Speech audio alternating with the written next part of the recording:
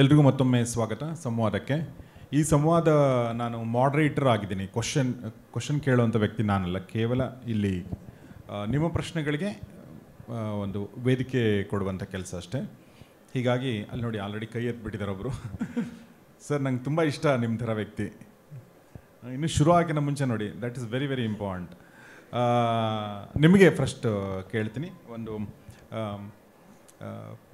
ನಮ್ಮ ಪ್ರಶ್ನೋತ್ತರದ ಒಂದು ಅಂದರೆ ಅದರ ಒಂದು ಮಹತ್ವ ಏನು ಅನ್ನೋದನ್ನು ನಾನು ಚಿಕ್ಕದಾಗಿ, ಬಹುಶಃ ಸಂಪಾಸರ್ ತುಂಬ ಚೆನ್ನಾಗಿ ಹೇಳ್ಬೋದು.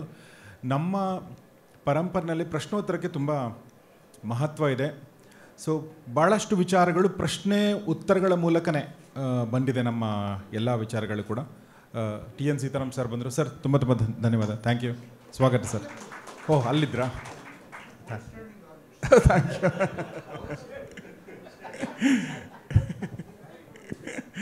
ಓಕೆ.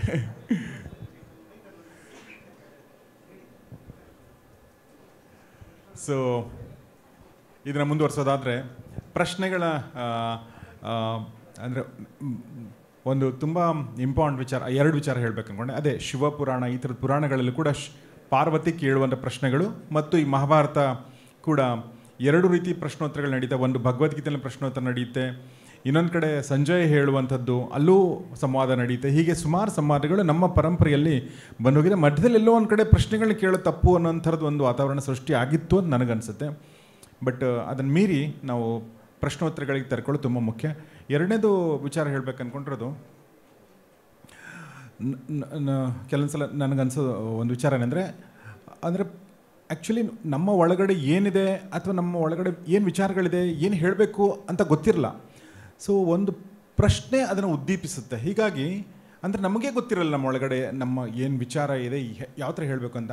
ಉತ್ತಮ ಪ್ರಶ್ನೆ ಬಂದರೆ ಉತ್ತಮ ಒಳ್ಳೆಯ ಉತ್ತರ ಬರುತ್ತೆ. ಹೀಗಾಗಿ ಅಷ್ಟೇ ನಾನು ಹೇಳ್ತಾ, ಇಬ್ಬರು ವಿದ್ವಾಂಸರು ನಿಮ್ಮ ಎದುರುಗಡೆ ಇದ್ದಾರೆ, ನಿಮ್ಮ ಪ್ರಶ್ನೆಗಳನ್ನ ನೀವು ಕೇಳಬಹುದು ಅಂತ ನಾನು ಹೇಳಕ್ಕೆ ಇಷ್ಟಪಡ್ತೀನಿ.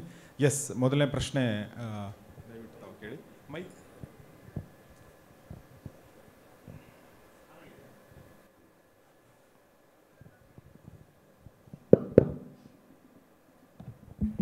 ಮೇಡಮ್ ಹೇಳಿರೋ ಹಾಗೆ ಸಂಕ್ಷಿಪ್ತವಾಗಿ ನೇರವಾಗಿ ಪ್ರಶ್ನೆನ ಕೇಳಿ. ನಿಮ್ಮ ಹೆಸರು ಒಂದ್ಸಲ ಹೇಳ್ಬಿಡಿ. ನನ್ನ ಹೆಸರು JK ಕಂಚಿವರದಯ್ಯ ಅಂತ, ನಿವೃತ್ತ ಸರ್ಕಾರಿ ನೌಕರ. ಈಗ ಒಂದು ವಿದ್ಯಾಸಂಸ್ಥೆಯಲ್ಲಿ ಅಡ್ಮಿನ್ ಮ್ಯಾನೇಜರಾಗಿ ಕೆಲಸ ಮಾಡ್ತಿದ್ದೀನಿ. 2015ರಲ್ಲಿ ನಾನು ನಿವೃತ್ತಿ ಆದೆ. ಸುಮಾರು 2023ರಿಂದ ನಾನು ಸದಾತನ ಈ ಗುಂಪಿಗೆ ಹೇಗೋ ಸೇರಿದೆ. ಯಾವ ರೀತಿಯಲ್ಲಿ ಇಲ್ಲಿ ಪುಸ್ತಕ ಬಿಡುಗಡೆ ಕಾರ್ಯಕ್ರಮಕ್ಕೆ ನಮ್ಮ ಜಗದೀಶ್ ಶರ್ಮಾ ಮಹೋದಯರವರು ಎಷ್ಟೆಷ್ಟು ಪುಸ್ತಕಗಳು ಅವರ ಇಲ್ಲಿ ಬಿಡುಗಡೆ ಆದವು ಎಲ್ಲ ಒಂದು ಕಾರ್ಯಕ್ರಮಗಳಿಗೂ ನಾನು ಇಲ್ಲಿ ಬಂದು ಹಾಜರಾಗಿದ್ದೀನಿ. ಅವರೆಲ್ಲ ಪುಸ್ತಕಗಳನ್ನು ಪಡೆದಿದ್ದೀನಿ. ನನಗೆ ಮೈತ್ರಿ ಸಂಸ್ಥಾನದ ಮುಖಾಂತರ ನಾನು ಈ ಒಂದು ಭಗವದ್ಗೀತೆಯ ಗೀತಾರ್ಥ ಚಿಂತನವನ್ನು ಕೇಳ್ತಲೇ ಇರ್ತೀನಿ. ಮತ್ತು ತಮ್ಮ ಮಹಾಭಾರತದ ರಹಸ್ಯಗಳನ್ನು ಕೂಡ ಕೇಳ್ತಲೇ ಇರ್ತೀನಿ. ಹಾಗಾಗಿ ಸಂಸ್ಕೃತನ ಕಲಿಬೇಕು ಅಂತ ಆಸೆ ಇತ್ತು. ಸಂಸ್ಕೃತ ಭಾರತೀಯರು ನಡೆಸ್ತಕ್ಕಂಥ ಪ್ರವೇಶ ಪರಿಚಯ ಮುಗೀತು, ಎಕ್ಸಾಮ್ ಬರೆದಿದ್ದೀನಿ, ಪರಿಚಯನೂ ಆಯಿತು, ಈಗ ಶಿಕ್ಷೆಯನ್ನು ಮಾಡಿದ್ದೀನಿ. ಈಗ ನನಗೆ ಒಂದು ಜನವರಿ 24ನೇ ತಾರೀಕು ಒಂದು ಸರಿ ಪ್ರಶ್ನೆ ಕೇಳಿದ್ದೆ, ಒಂದು ಗುಂಪಿನಲ್ಲಿ ನಾನು ಹಾಕಿದ್ದೆ. ಅದನ್ನು ಇನ್ನೂ ಉತ್ತರ ಬಂದಿಲ್ಲ. ನನ್ನ ಪ್ರಶ್ನೆ ಇಷ್ಟೇ: ಶ್ರೀಕೃಷ್ಣ ಭಗವಂತ ಅವನ ಅವತಾರ ಪುರುಷ, ವಿಷ್ಣುವಿನಿಂದನೇ ಬಂದಿರತಕ್ಕಂಥ ಅನೇಕ ದಶಾವತಾರಗಳಲ್ಲಿ ಕೃಷ್ಣನ ಅವತಾರನೂ ಒಂದು. ಆ ಮಹಾನ್ ವ್ಯಕ್ತಿ ಮಹಾಭಾರತದ ಯುದ್ಧ ಸಂದರ್ಭದಲ್ಲಿ ಸಂಧಾನಕ್ಕೆ ಹೋಗ್ತಾನೆ, ಬಹಳಷ್ಟು ಪ್ರಯತ್ನ ಮಾಡ್ತಾನೆ ಯುದ್ಧ ಆಗಬಾರದು ಅಂತಂದೇಳಿ. ಆದರೆ ಕಾರಣಾಂತರದಿಂದ ಅವರ ಒಂದು ಉದ್ದೇಶ ಫಲಿಸಲಿಲ್ಲ, ಅನಿವಾರ್ಯವಾಗಿ ಯುದ್ಧ ಆಗುತ್ತೆ.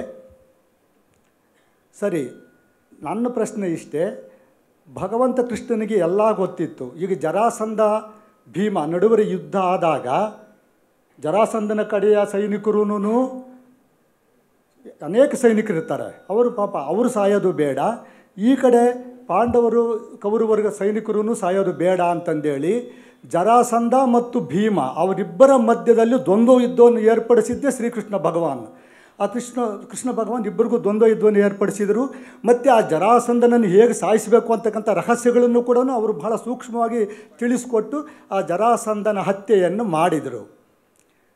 ಇದೇ ರೀತಿ ಕೌರವರಿಗೂ ಮತ್ತು ಪಾಂಡವರಿಗೂ ನೇರವಾಗಿ ದ್ವಂದ್ವದ್ದು ಏರ್ಪಡಿಸಿ ನೀವು 100 ಜನ ಒಂದು ಕಡೆ ಇರ್ರಿ, ಪಾಂಡವರು 5 ಜನ ಒಂದು ಕಡೆ ಇರ್ರಿ, ನೀವು ಯುದ್ಧ ಮಾಡಿ, ನೀವು ಯಾರು ಗೆಲ್ತೀರೋ ಅವರು ಈ ರಾಜ್ಯವನ್ನು ಮುಂದುವರಿಸ್ಕೊಂಡು ಹೋಗ್ರಿ ಅಂತಂದೇಳಿ ದ್ವಂದ್ವ ಏರ್ಪಡಿಸಿದ್ದಿದ್ದರೆ 18 ಅಕ್ಷೋಹಿಣಿ ಸೈನ್ಯ ಸಾಯ್ತಕ್ಕಂಥದ್ದನ್ನು ಭಗವಾನ್ ಶ್ರೀಕೃಷ್ಣ ತಪ್ಪಿಸ್ಬೋದಾಗಿತ್ತು. ಪರಮಾತ್ಮನಿಗೆ ಆ ಶಕ್ತಿ ಇತ್ತು. ನಾನು ಆ ಸ್ಮಶಾನ ಕುರುಕ್ಷೇತ್ರ ನಾಟಕದಲ್ಲಿ ಇದನ್ನು ಕೇಳಬೇಕು ಅಂತ ಅನಿಸ್ತು. ಅದು ಗುರುಗಳಿಗೆ ಧನ್ಯವಾದಗಳು.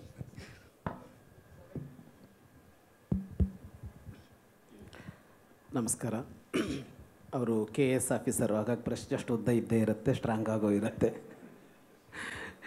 ತಹಶೀಲ್ದಾರು AC ಎಲ್ಲ ಆಗಿರೋದ್ರಿಂದ ಪ್ರಶ್ನೆ ಕೇಳೋದೇ ಅವ್ರಿಗೆ ಜಾಸ್ತಿ ಕೆಲಸ ಇರುತ್ತಲ್ಲ. ಹೌದು, ಆ ಪ್ರಶ್ನೆ ಬರುತ್ತೆ, ಯುದ್ಧ ಬೇಕಿತ್ತಾ, ಹಿಂಸೆ ಬೇಕಿತ್ತಾ, ಇಷ್ಟು ಸಾವು ನೋವು ಬೇಕಿತ್ತಾ? 63 ಕೋಟಿ ಜನ ಸತ್ರು ಅಂತ ಒಂದು ಯುಧಿಷ್ಠಿರ ಬೇರೆ ಲೆಕ್ಕ ಕೊಡ್ತಾನೆ. ಪ್ರತಿಸ್ಮೃತಿ ಅನ್ನುವ ಒಂದು ವಿದ್ಯೆ ಕೊಟ್ಟಿರ್ತಾರೆ ವ್ಯಾಸರವನಿಗೆ, ಅದರ ಮೂಲಕ ಹೇಳ್ತಾನೆ ಒಂದಿಷ್ಟು ಜನ ಸತ್ರು ಅಂತ. ಆನೆಗಳು ಕುದುರೆಗಳು ಎಷ್ಟೋ ಗೊತ್ತಿಲ್ಲ, ಜನರೇ ಎಷ್ಟು ಸತ್ರು ಅಂತ, ಇಷ್ಟು ಜನ ಸಾಯಬೇಕಾಗಿತ್ತಾ ಅನ್ನುವ ಒಂದು ಪ್ರಶ್ನೆ ಬರುತ್ತೆ. ಇಲ್ಲಿ ಕೃಷ್ಣನನ್ನು 2 ತರಹದಲ್ಲಿ ನೋಡಬೇಕಾಗತ್ತೆ. ಕೃಷ್ಣ ಭಗವಂತ ಸರ್ವಶಕ್ತ ಸರ್ವಜ್ಞ, ಏನೂ ಮಾಡಬಲ್ಲ ಅನ್ನೋದು ಒಂದು ಪಾರ್ಟ್. ಅದನ್ನಿಟ್ಕೊಂಡ್ರೆ ಅವನು ಅವತಾರನೂ ಮಾಡಬೇಕಾಗಿಲ್ಲ. ಈಗ ಸೃಷ್ಟಿಕರ್ತನಾಗಿ ಅಷ್ಟೆಲ್ಲ ಇದ್ದವನು ಅಲ್ಲೇ ಕೂತ್ಕೊಂಡು ಒಂದು ಸಂಕಲ್ಪ ಮಾಡಿದರೆ ಸತ್ತೋಗಲ್ವ ಅಂತ. ಇವನ ಮನಸ್ಸಿನಲ್ಲಿ ದುಷ್ಟ ಆಲೋಚನೆಗಳು ಹುಟ್ಟದೇ ಇರಲಿ ಅಂತ ಅಂದ್ಕೊಂಡು ಬಿಟ್ಟರೆ ಭಗವಂತ, ಯಾರ ಮನಸ್ಸಲ್ಲಿ ದುಷ್ಟ ಆಲೋಚನೆ ಹುಟ್ಟಕ್ಕೆ ಸಾಧ್ಯ ಆಗುತ್ತೆ ಅಂತ. ಈ ಅಷ್ಟು ಶಕ್ತಿನೂ ಅವನಿಗಿಲ್ಲ ಅಂದರೆ ಅವನು ಯಾಕೆ ದೇವರು ಅಂತ ಪ್ರಶ್ನೆ ಬಂದುಬಿಡುತ್ತೆ ಅಲ್ವಾ? ಈ ಕೆಟ್ಟವರನ್ನು ಯಾಕೆ ಹುಟ್ಟಿಸ್ತಾನೆ ದೇವರು? ಕೆಟ್ಟವ್ರನ್ನ ಯಾಕೆ ಉಳಿಸ್ತಾನೆ? ಕೆಟ್ಟವರಿಗೆ ಯಾಕೆ ಶಕ್ತಿ ಕೊಡ್ತಾನೆ, ಬಲ ತುಂಬ್ತಾನೆ? ಕೆಟ್ಟವರಿಗೆ ಯಾಕೆ ಅನುಕೂಲಗಳು ವೇದಿಕೆಗಳನ್ನು ಒದಗಿಸ್ತಾನೆ ಅಂತ. ಆದರೆ ಅದು ಹಾಗಲ್ಲ. ಅಲ್ಲಿ ಸೃಷ್ಟಿಯಲ್ಲೊಂದು ನಿಯಮ ಇದೆ, ಅವನೇ ಮಾಡ್ಕೊಂಡಿರೋ ನಿಯಮ ಅದು. ಆ ನಿಯಮವನ್ನು ಅವನೇ ಮೀರಲ್ಲ. ಸೃಷ್ಟಿ ನಿಯಮವನ್ನು ಅವನೇ ಮೀರಲ್ಲ. ಸೃಷ್ಟಿ ನಿಯಮ ಏನು ಅಂದರೆ ಸೃಷ್ಟಿಗೆ ಜೀವಗಳನ್ನು ಕಳಿಸ್ಬೇಕು, ಜೀವಗಳ ಎದುರಿಗೆ ಜಗತ್ತನ್ನು ತೆರೆದಿಡಬೇಕು. ಆ ಜಗತ್ತನ್ನು ಹೇಗೆ ಅನುಭವಿಸಬೇಕು, ಹೇಗೆ ನೋಡಬೇಕು ಅನ್ನೋದು ಜೀವಿಯ ಪ್ರಜ್ಞೆಗೆ ಬಿಟ್ಟಿದ್ದು. ಜೀವಿ ಏನು ಮಾಡುತ್ತೋ ಅದಕ್ಕನುಗುಣವಾಗಿ ಜೀವಿಯ ಮುಂದಿನ ಬದುಕು ಸೆಟ್ ಆಗುತ್ತೆ. ಇದು ಸೃಷ್ಟಿಯ ಸೂತ್ರ. ಅಂದರೆ ಒಂದು ಜೀವಿ ಬಂದ ಮೇಲೆ ಅವನು ಮಾಡುವ ಒಂದು ಕೆಲಸ ಅವನ ಮುಂದಿನ ಕೆಲಸ ಏನು ಅನ್ನೋದನ್ನು ಅದೇ ತೀರ್ಮಾನ ಮಾಡುತ್ತೆ, ಮತ್ತು ಮುಂದಿನ ಪರಿಣಾಮ ಏನು ಅನ್ನೋದನ್ನು ಅದೇ ತೀರ್ಮಾನ ಮಾಡುತ್ತೆ. ಇದು ಕರ್ಮಸೂತ್ರ. ಇದನ್ನು ಅವನೂ ಮೀರೋದಿಲ್ಲ, ದೇವರು ಮೀರೋದಿಲ್ಲ. ಅಂದರೆ ಈಗ ಸಂವಿಧಾನ ಕರ್ತರು ಅಂತ ಇದ್ದಾರಲ್ಲ ನಮ್ಮಲ್ಲಿ, ಸಂವಿಧಾನ ಕರ್ತರು ಅವರು ಲೆಫ್ಟಿಗೆ ಹೋಗಬೇಕು, ರೈಟಿಗೆ ಹೋಗೋಕ್ಕಾಗಲ್ಲ. ನಾನೇ ಬರೆದಿದ್ದಯ್ಯ ನಿಯಮನ, ನನ್ನನ್ನು ಹಿಡಿತೀಯಲ್ಲ ಅಂತ ಟ್ರಾಫಿಕ್ ಪೊಲೀಸಿಗೆ ಯಾರಾದರೂ ಒಬ್ಬ ಸಂವಿಧಾನ ಬರೆದವ್ರು ಕೇಳಿದರೆ ಅದು ಬೇರೆ, ಬರೆದಿರೋದು ಬೇರೆ. ಬರೆದ ಮೇಲೆ ಅದಕ್ಕೆ ನೀನು ಅದರಲ್ಲಿ ಒಳಪಡ್ತೀಯ ಅಂತ. ಹಾಗೆ ಕೃಷ್ಣ ಕೂಡ ಅದಕ್ಕೆ ಒಳಪಡ್ತಾನೆ, ಅದನ್ನು ಮೀರೋದಿಲ್ಲ. ಭಗವಂತ ಅವನ ಸೃಷ್ಟಿ ಸೂತ್ರವನ್ನು ಅವನೇ ಮೀರೋದಿಲ್ಲ. ಹಾಗಾಗಿ ಅಲ್ಲಿ ಇವೆಲ್ಲ ನಡ್ಕೊಂಡು ಹೋಗ್ತಾ ಇರುತ್ತೆ. ಇದು ಅವನು ಏನು ಅವನಾಗಿ ಅವನ ಭಗವಂತನ ಶಕ್ತಿ ಸಾಮರ್ಥ್ಯವನ್ನು ತೋರಿಸದೇ ಇರೋದಕ್ಕೆ ಕಾರಣ. ಎರಡನೇದು ನಿಮ್ಮ ಪ್ರಶ್ನೆಯಲ್ಲಿ ಇನ್ನೊಂದು ಪ್ರಶ್ನೆ ಏನಿದೆ ಅಂದರೆ ಅಪಾರವಾದ ಸಾವು ನೋವುಗಳು ಬೇಕಿತ್ತ ಅಂತ. ವಿವಾದ ಇದ್ದಿದ್ದು ಕೌರವರು 100 ಜನಕ್ಕೆ, ಪಾಂಡವರು 5 ಜನಕ್ಕೆ, 105 ಜನ ಹೊಡ್ಕೊಳ್ಳೋದ್ರಲ್ಲಿ 8 ಜನ ಬೇಕಿತ್ತ ಅಂತ. ಇದು ಸೃಷ್ಟಿ ಇರೋದೇ ಹೀಗೆ.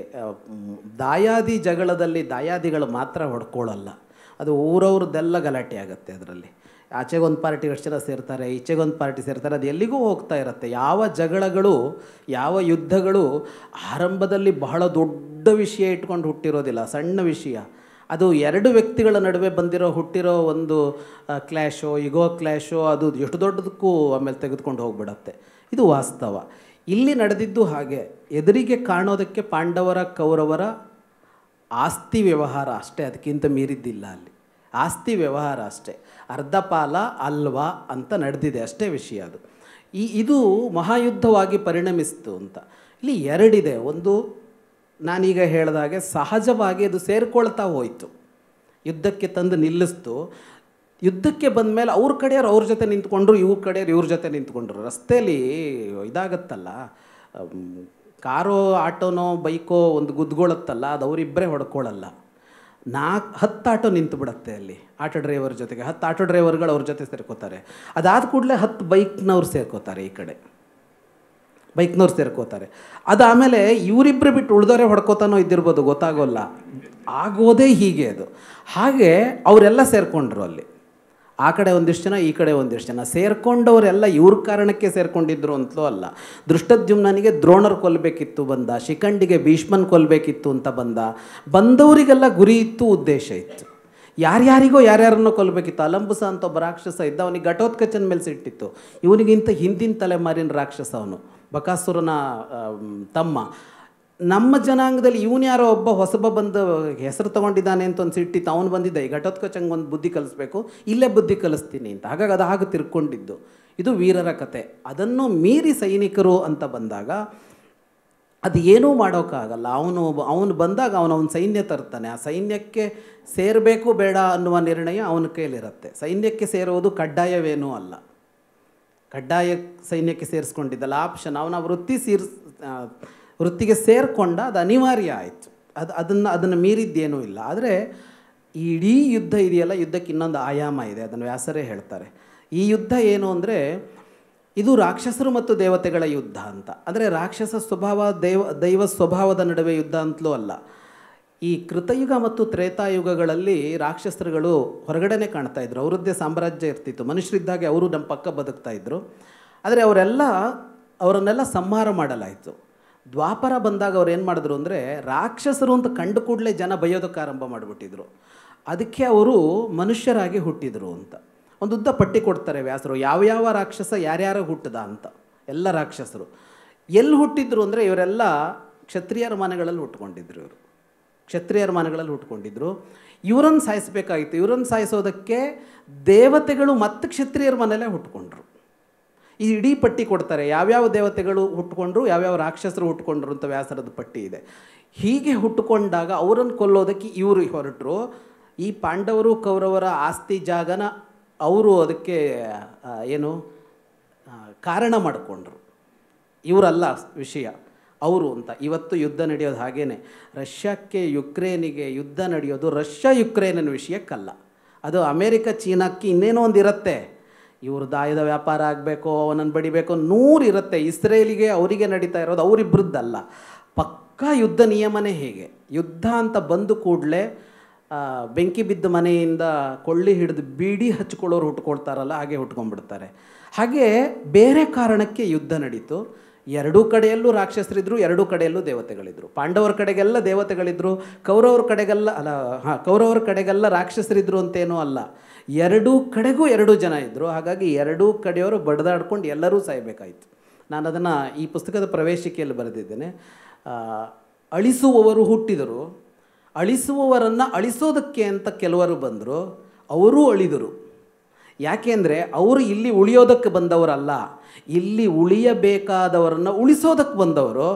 ಅದು ಮುಗಿದ ಕೂಡಲೇ ಅವರು ಹೊರಟೋದ್ರು ಅಂತ. ಹಾಗಾಗಿ ಆ ಮಹಾಯುದ್ಧ ನಡೆದಿದ್ದು ಈ ಕಾರಣಕ್ಕೆ ಅನ್ನೋದು ವ್ಯಾಸರ ನಿಲುವು.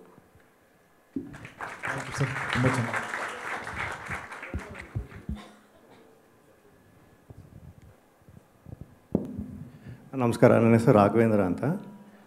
ನನ್ನ ಪ್ರಶ್ನೆ ದುರ್ಯೋಧನ ಮತ್ತು ಕರ್ಣನ ಗೆಳೆತನದ ಬಗ್ಗೆ. ಎಲ್ಲ ಕಡೆ ಬರೀತಾರೆ ಅವರಿಬ್ಬರು ತುಂಬ ಅತ್ಯುತ್ತಮ ಸ್ನೇಹಿತರು, ಆದರ್ಶಪ್ರಾಯರು, ಹೈ ಲೆವೆಲ್ ಎಥಿಕ್ಸ್ ಇಟ್ಕೊಂಡಿದ್ದು ಅಂತ. ನನಗನ್ಸೋದು ಹೇಗೆ ಅಂದರೆ, ಇಬ್ಬರು ಗೆಳೆಯರಿದ್ದರು ಅಂದರೆ ಇನ್ನೊಬ್ಬ ಗೆಳೆಯ ಹಾಳಾಗದೇ ಇರೋದು ನೋಡ್ಕೊಳ್ಳೋನೇ ಒಳ್ಳೆ ಗೆಳೆಯ ಅಂತ. ಇವಾಗ ನಾನು ಜಮೀಲ್ ತುಂಬ ಕಿತ್ತಾಡ್ತೀವಿ. ಏನಕ್ಕೆ ಅಂತ ಹೇಳಿದ್ರೆ, ಅವನೊಂದು ಮಾಡಲೇಬೇಕು ಅಂತ ಇರ್ತಾನೆ, ಅದು ನೀನು ಮಾಡಬಾರ್ದು, ನಿಂಗೆ ಒಳ್ಳೇದಾಗಲ್ಲ ಅಂತ ಹಿಡಿತೀನಿ, ಅದಕ್ಕೆ ಕಿತ್ತಾಡ್ತೀವಿ ಹೆಚ್ಚಾಗಿ. ಇದು ನಿಮ್ಮ ತರ್ಕದಲ್ಲಿ ಅದು ನಿಜವಾಗ್ಲೂ ಉತ್ತಮ ಸ್ನೇಹನ ಅಂತ? ಅದು ಕೆಟ್ಟ ಸ್ನೇಹ ಅಂತ ಹೇಳೋದಕ್ಕಾಗೋದಿಲ್ಲ, ಆದರೆ ಪರಿಶುದ್ಧ ಸ್ನೇಹ ಅಂತಲೂ ಕರೆಯೋದು ಕಷ್ಟ ಇದೆ. ಅಲ್ಲಿ 2 ಇದೆ ಅಲ್ಲೀಗ. ಏನು ಅಂದರೆ, ದುರ್ಯೋಧನನ ಕಡೆ ಸ್ನೇಹದ ದುರ್ಯೋಧನನ ಪಾರ್ಟೇನು, ಸ್ನೇಹದ ಕರ್ಣನ ಪಾರ್ಟೇನು ಅಂತ ನೋಡಿದಾಗ, ದುರ್ಯೋಧನನಿಗೆ ಒಂದು ಅಸ್ತ್ರ ಬೇಕು. ಆ ಅಸ್ತ್ರವಾಗಿ ಸಿಕ್ಕಿದ್ದು ಕರ್ಣ.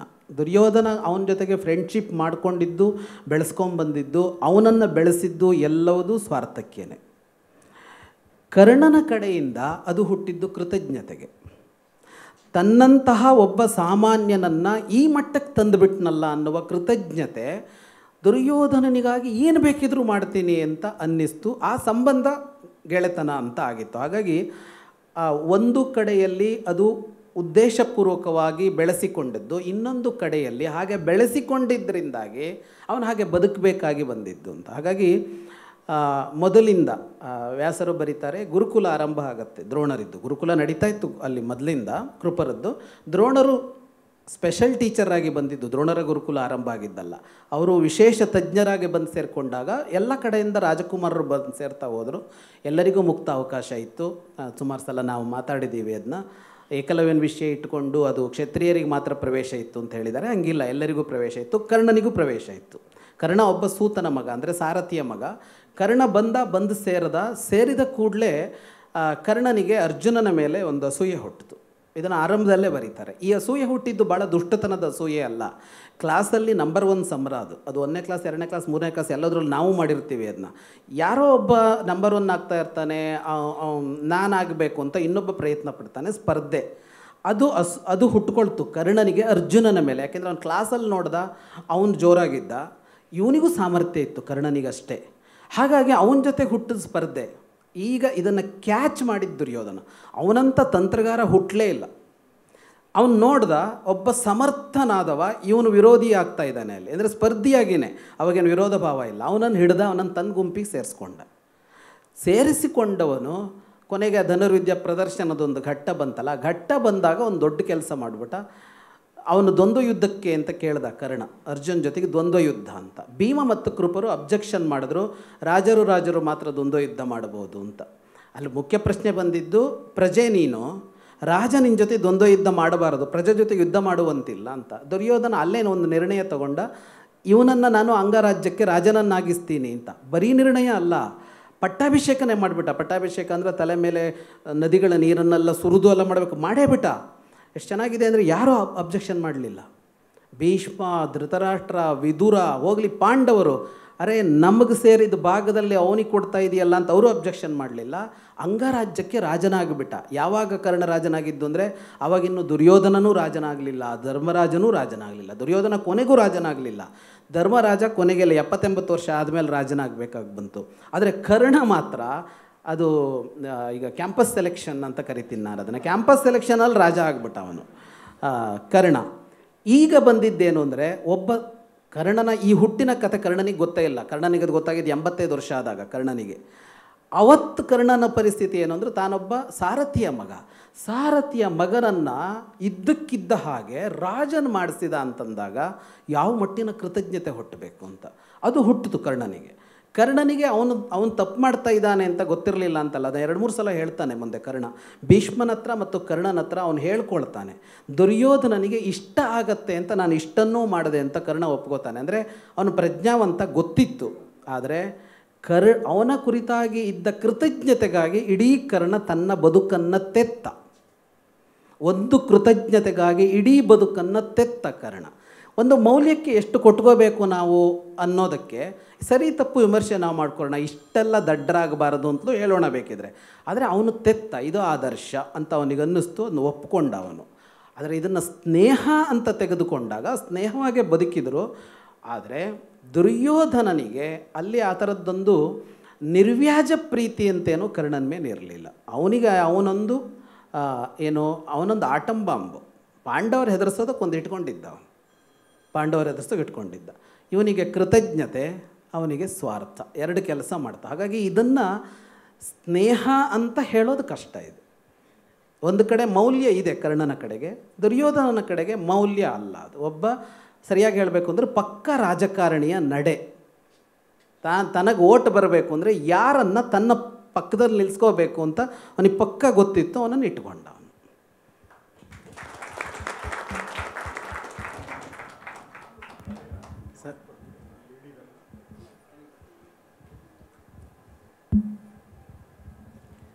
ನಮಸ್ಕಾರ.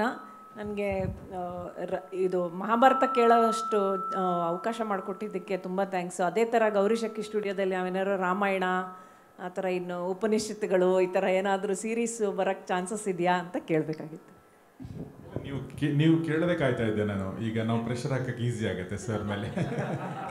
ನೀವು ಕಮೆಂಟು ಮಾಡ್ತಾ ಇರಿ, ಹಿಂಗೆ ಶುರು ಮಾಡಿ ಅಂತ.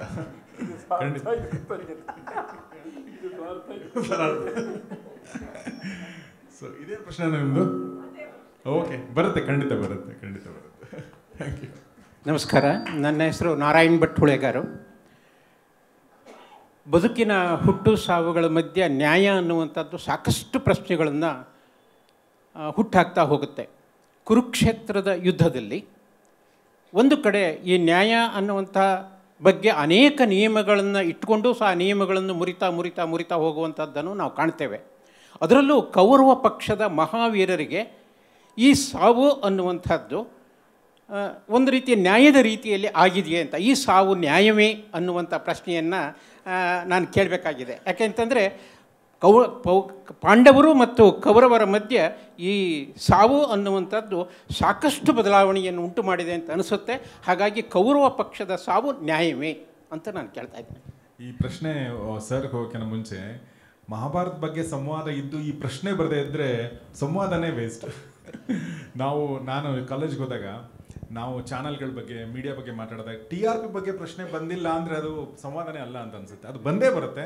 ಅದೇ ಥರ ಈ ಪ್ರಶ್ನೆ ಖಂಡಿತ ಬಂದೇ ಬರಬೇಕು. ಸರ್, ಪ್ರಶ್ನೆ ಕೇಳಿರೋದು ದೊಡ್ಡ ಚಿಂತಕರು, ಉಪನ್ಯಾಸಕರಾಗಿದ್ದವರು. ಇದೇ ಪ್ರಶ್ನೆನೇ ಓಡುತ್ತೆ. ಮಹಾಭಾರತ ಇದನ್ನು ಓಡಿಸಿದೆ, ಇದನ್ನು ಮುಚ್ಚಿಡದೆ ಓಡಿಸಿದೆ. ನನಗೆ ಈ ಪ್ರಶ್ನೆಗಳು ಬಂದಾಗ ನನಗೆ TNS ಅವರು ನೆನಪಾಗ್ತಾರೆ. ಅವ್ರು ಎದುರಿಗಿದ್ದಾರೆ ಅಂತ ಹೇಳ್ತಾ ಇರೋದಲ್ಲ, ನಾನು ಅವರ ಧಾರಾವಾಹಿಗಳನ್ನು ನೋಡ್ಕೊಂಬಂದವನು. ಧಾರಾವಾಹಿಗಳಲ್ಲಿ ಅವ್ರು ಇದನ್ನೇ ಇಡ್ತಾರೆ. ಈ ಒಂದು ಅದು ಕುಟುಂಬದ 2 ಕುಟುಂಬ ಇರುತ್ತೆ ಅಥವಾ ಕುಟುಂಬದಲ್ಲೇ 2 ಇರುತ್ತೆ, ಅಲ್ಲಿ ಬರೋದು ಇಂಥದ್ದೇ ನೈತಿಕ ಪ್ರಶ್ನೆಗಳು. ಇದು ನೈತಿಕತೆಯಾ, ಇದು ನ್ಯಾಯವಾ, ಇದು ಧರ್ಮವಾ, ಇದು ಸರಿಯಾ ಅನ್ನೋ ಪ್ರಶ್ನೆ ಇಟ್ಕೊಂಡು ಅವರು ವಿಸ್ತರಿಸ್ತಾರೆ. ರಾಮಾಯಣ ಮಹಾಭಾರತಗಳು ಇದನ್ನೇ ಮಾಡೋದು. ನೀವು TNS ಅವರು ಅದನ್ನು ತುಂಬ ಚೆನ್ನಾಗಿ ಅವ್ರ ಧಾರಾವಾಹಿಗಳಲ್ಲೇ ಮಾಡ್ಕೊಂಬಂದಿದ್ದಾರೆ. ಅಲ್ಲಿ ಏನಾಗುತ್ತೆ ಅಂದರೆ ಅವ್ರ ಧಾರಾವಾಹಿಗಳನ್ನೇ ನೀವು ಇಟ್ಕೊಂಡ್ರು ನೀವು ಅದು ಯಾರೋ ಒಬ್ಬ ಒಳ್ಳೆಯವನೇ, ಅವನು ಆ ತಪ್ಪು ಮಾಡಿದವನು ಅಥವಾ ಕೆಲಸ ಮಾಡಿದವನು, ಅವನು ಮಾಡಿದ್ದಾನೆ ಅದನ್ನು.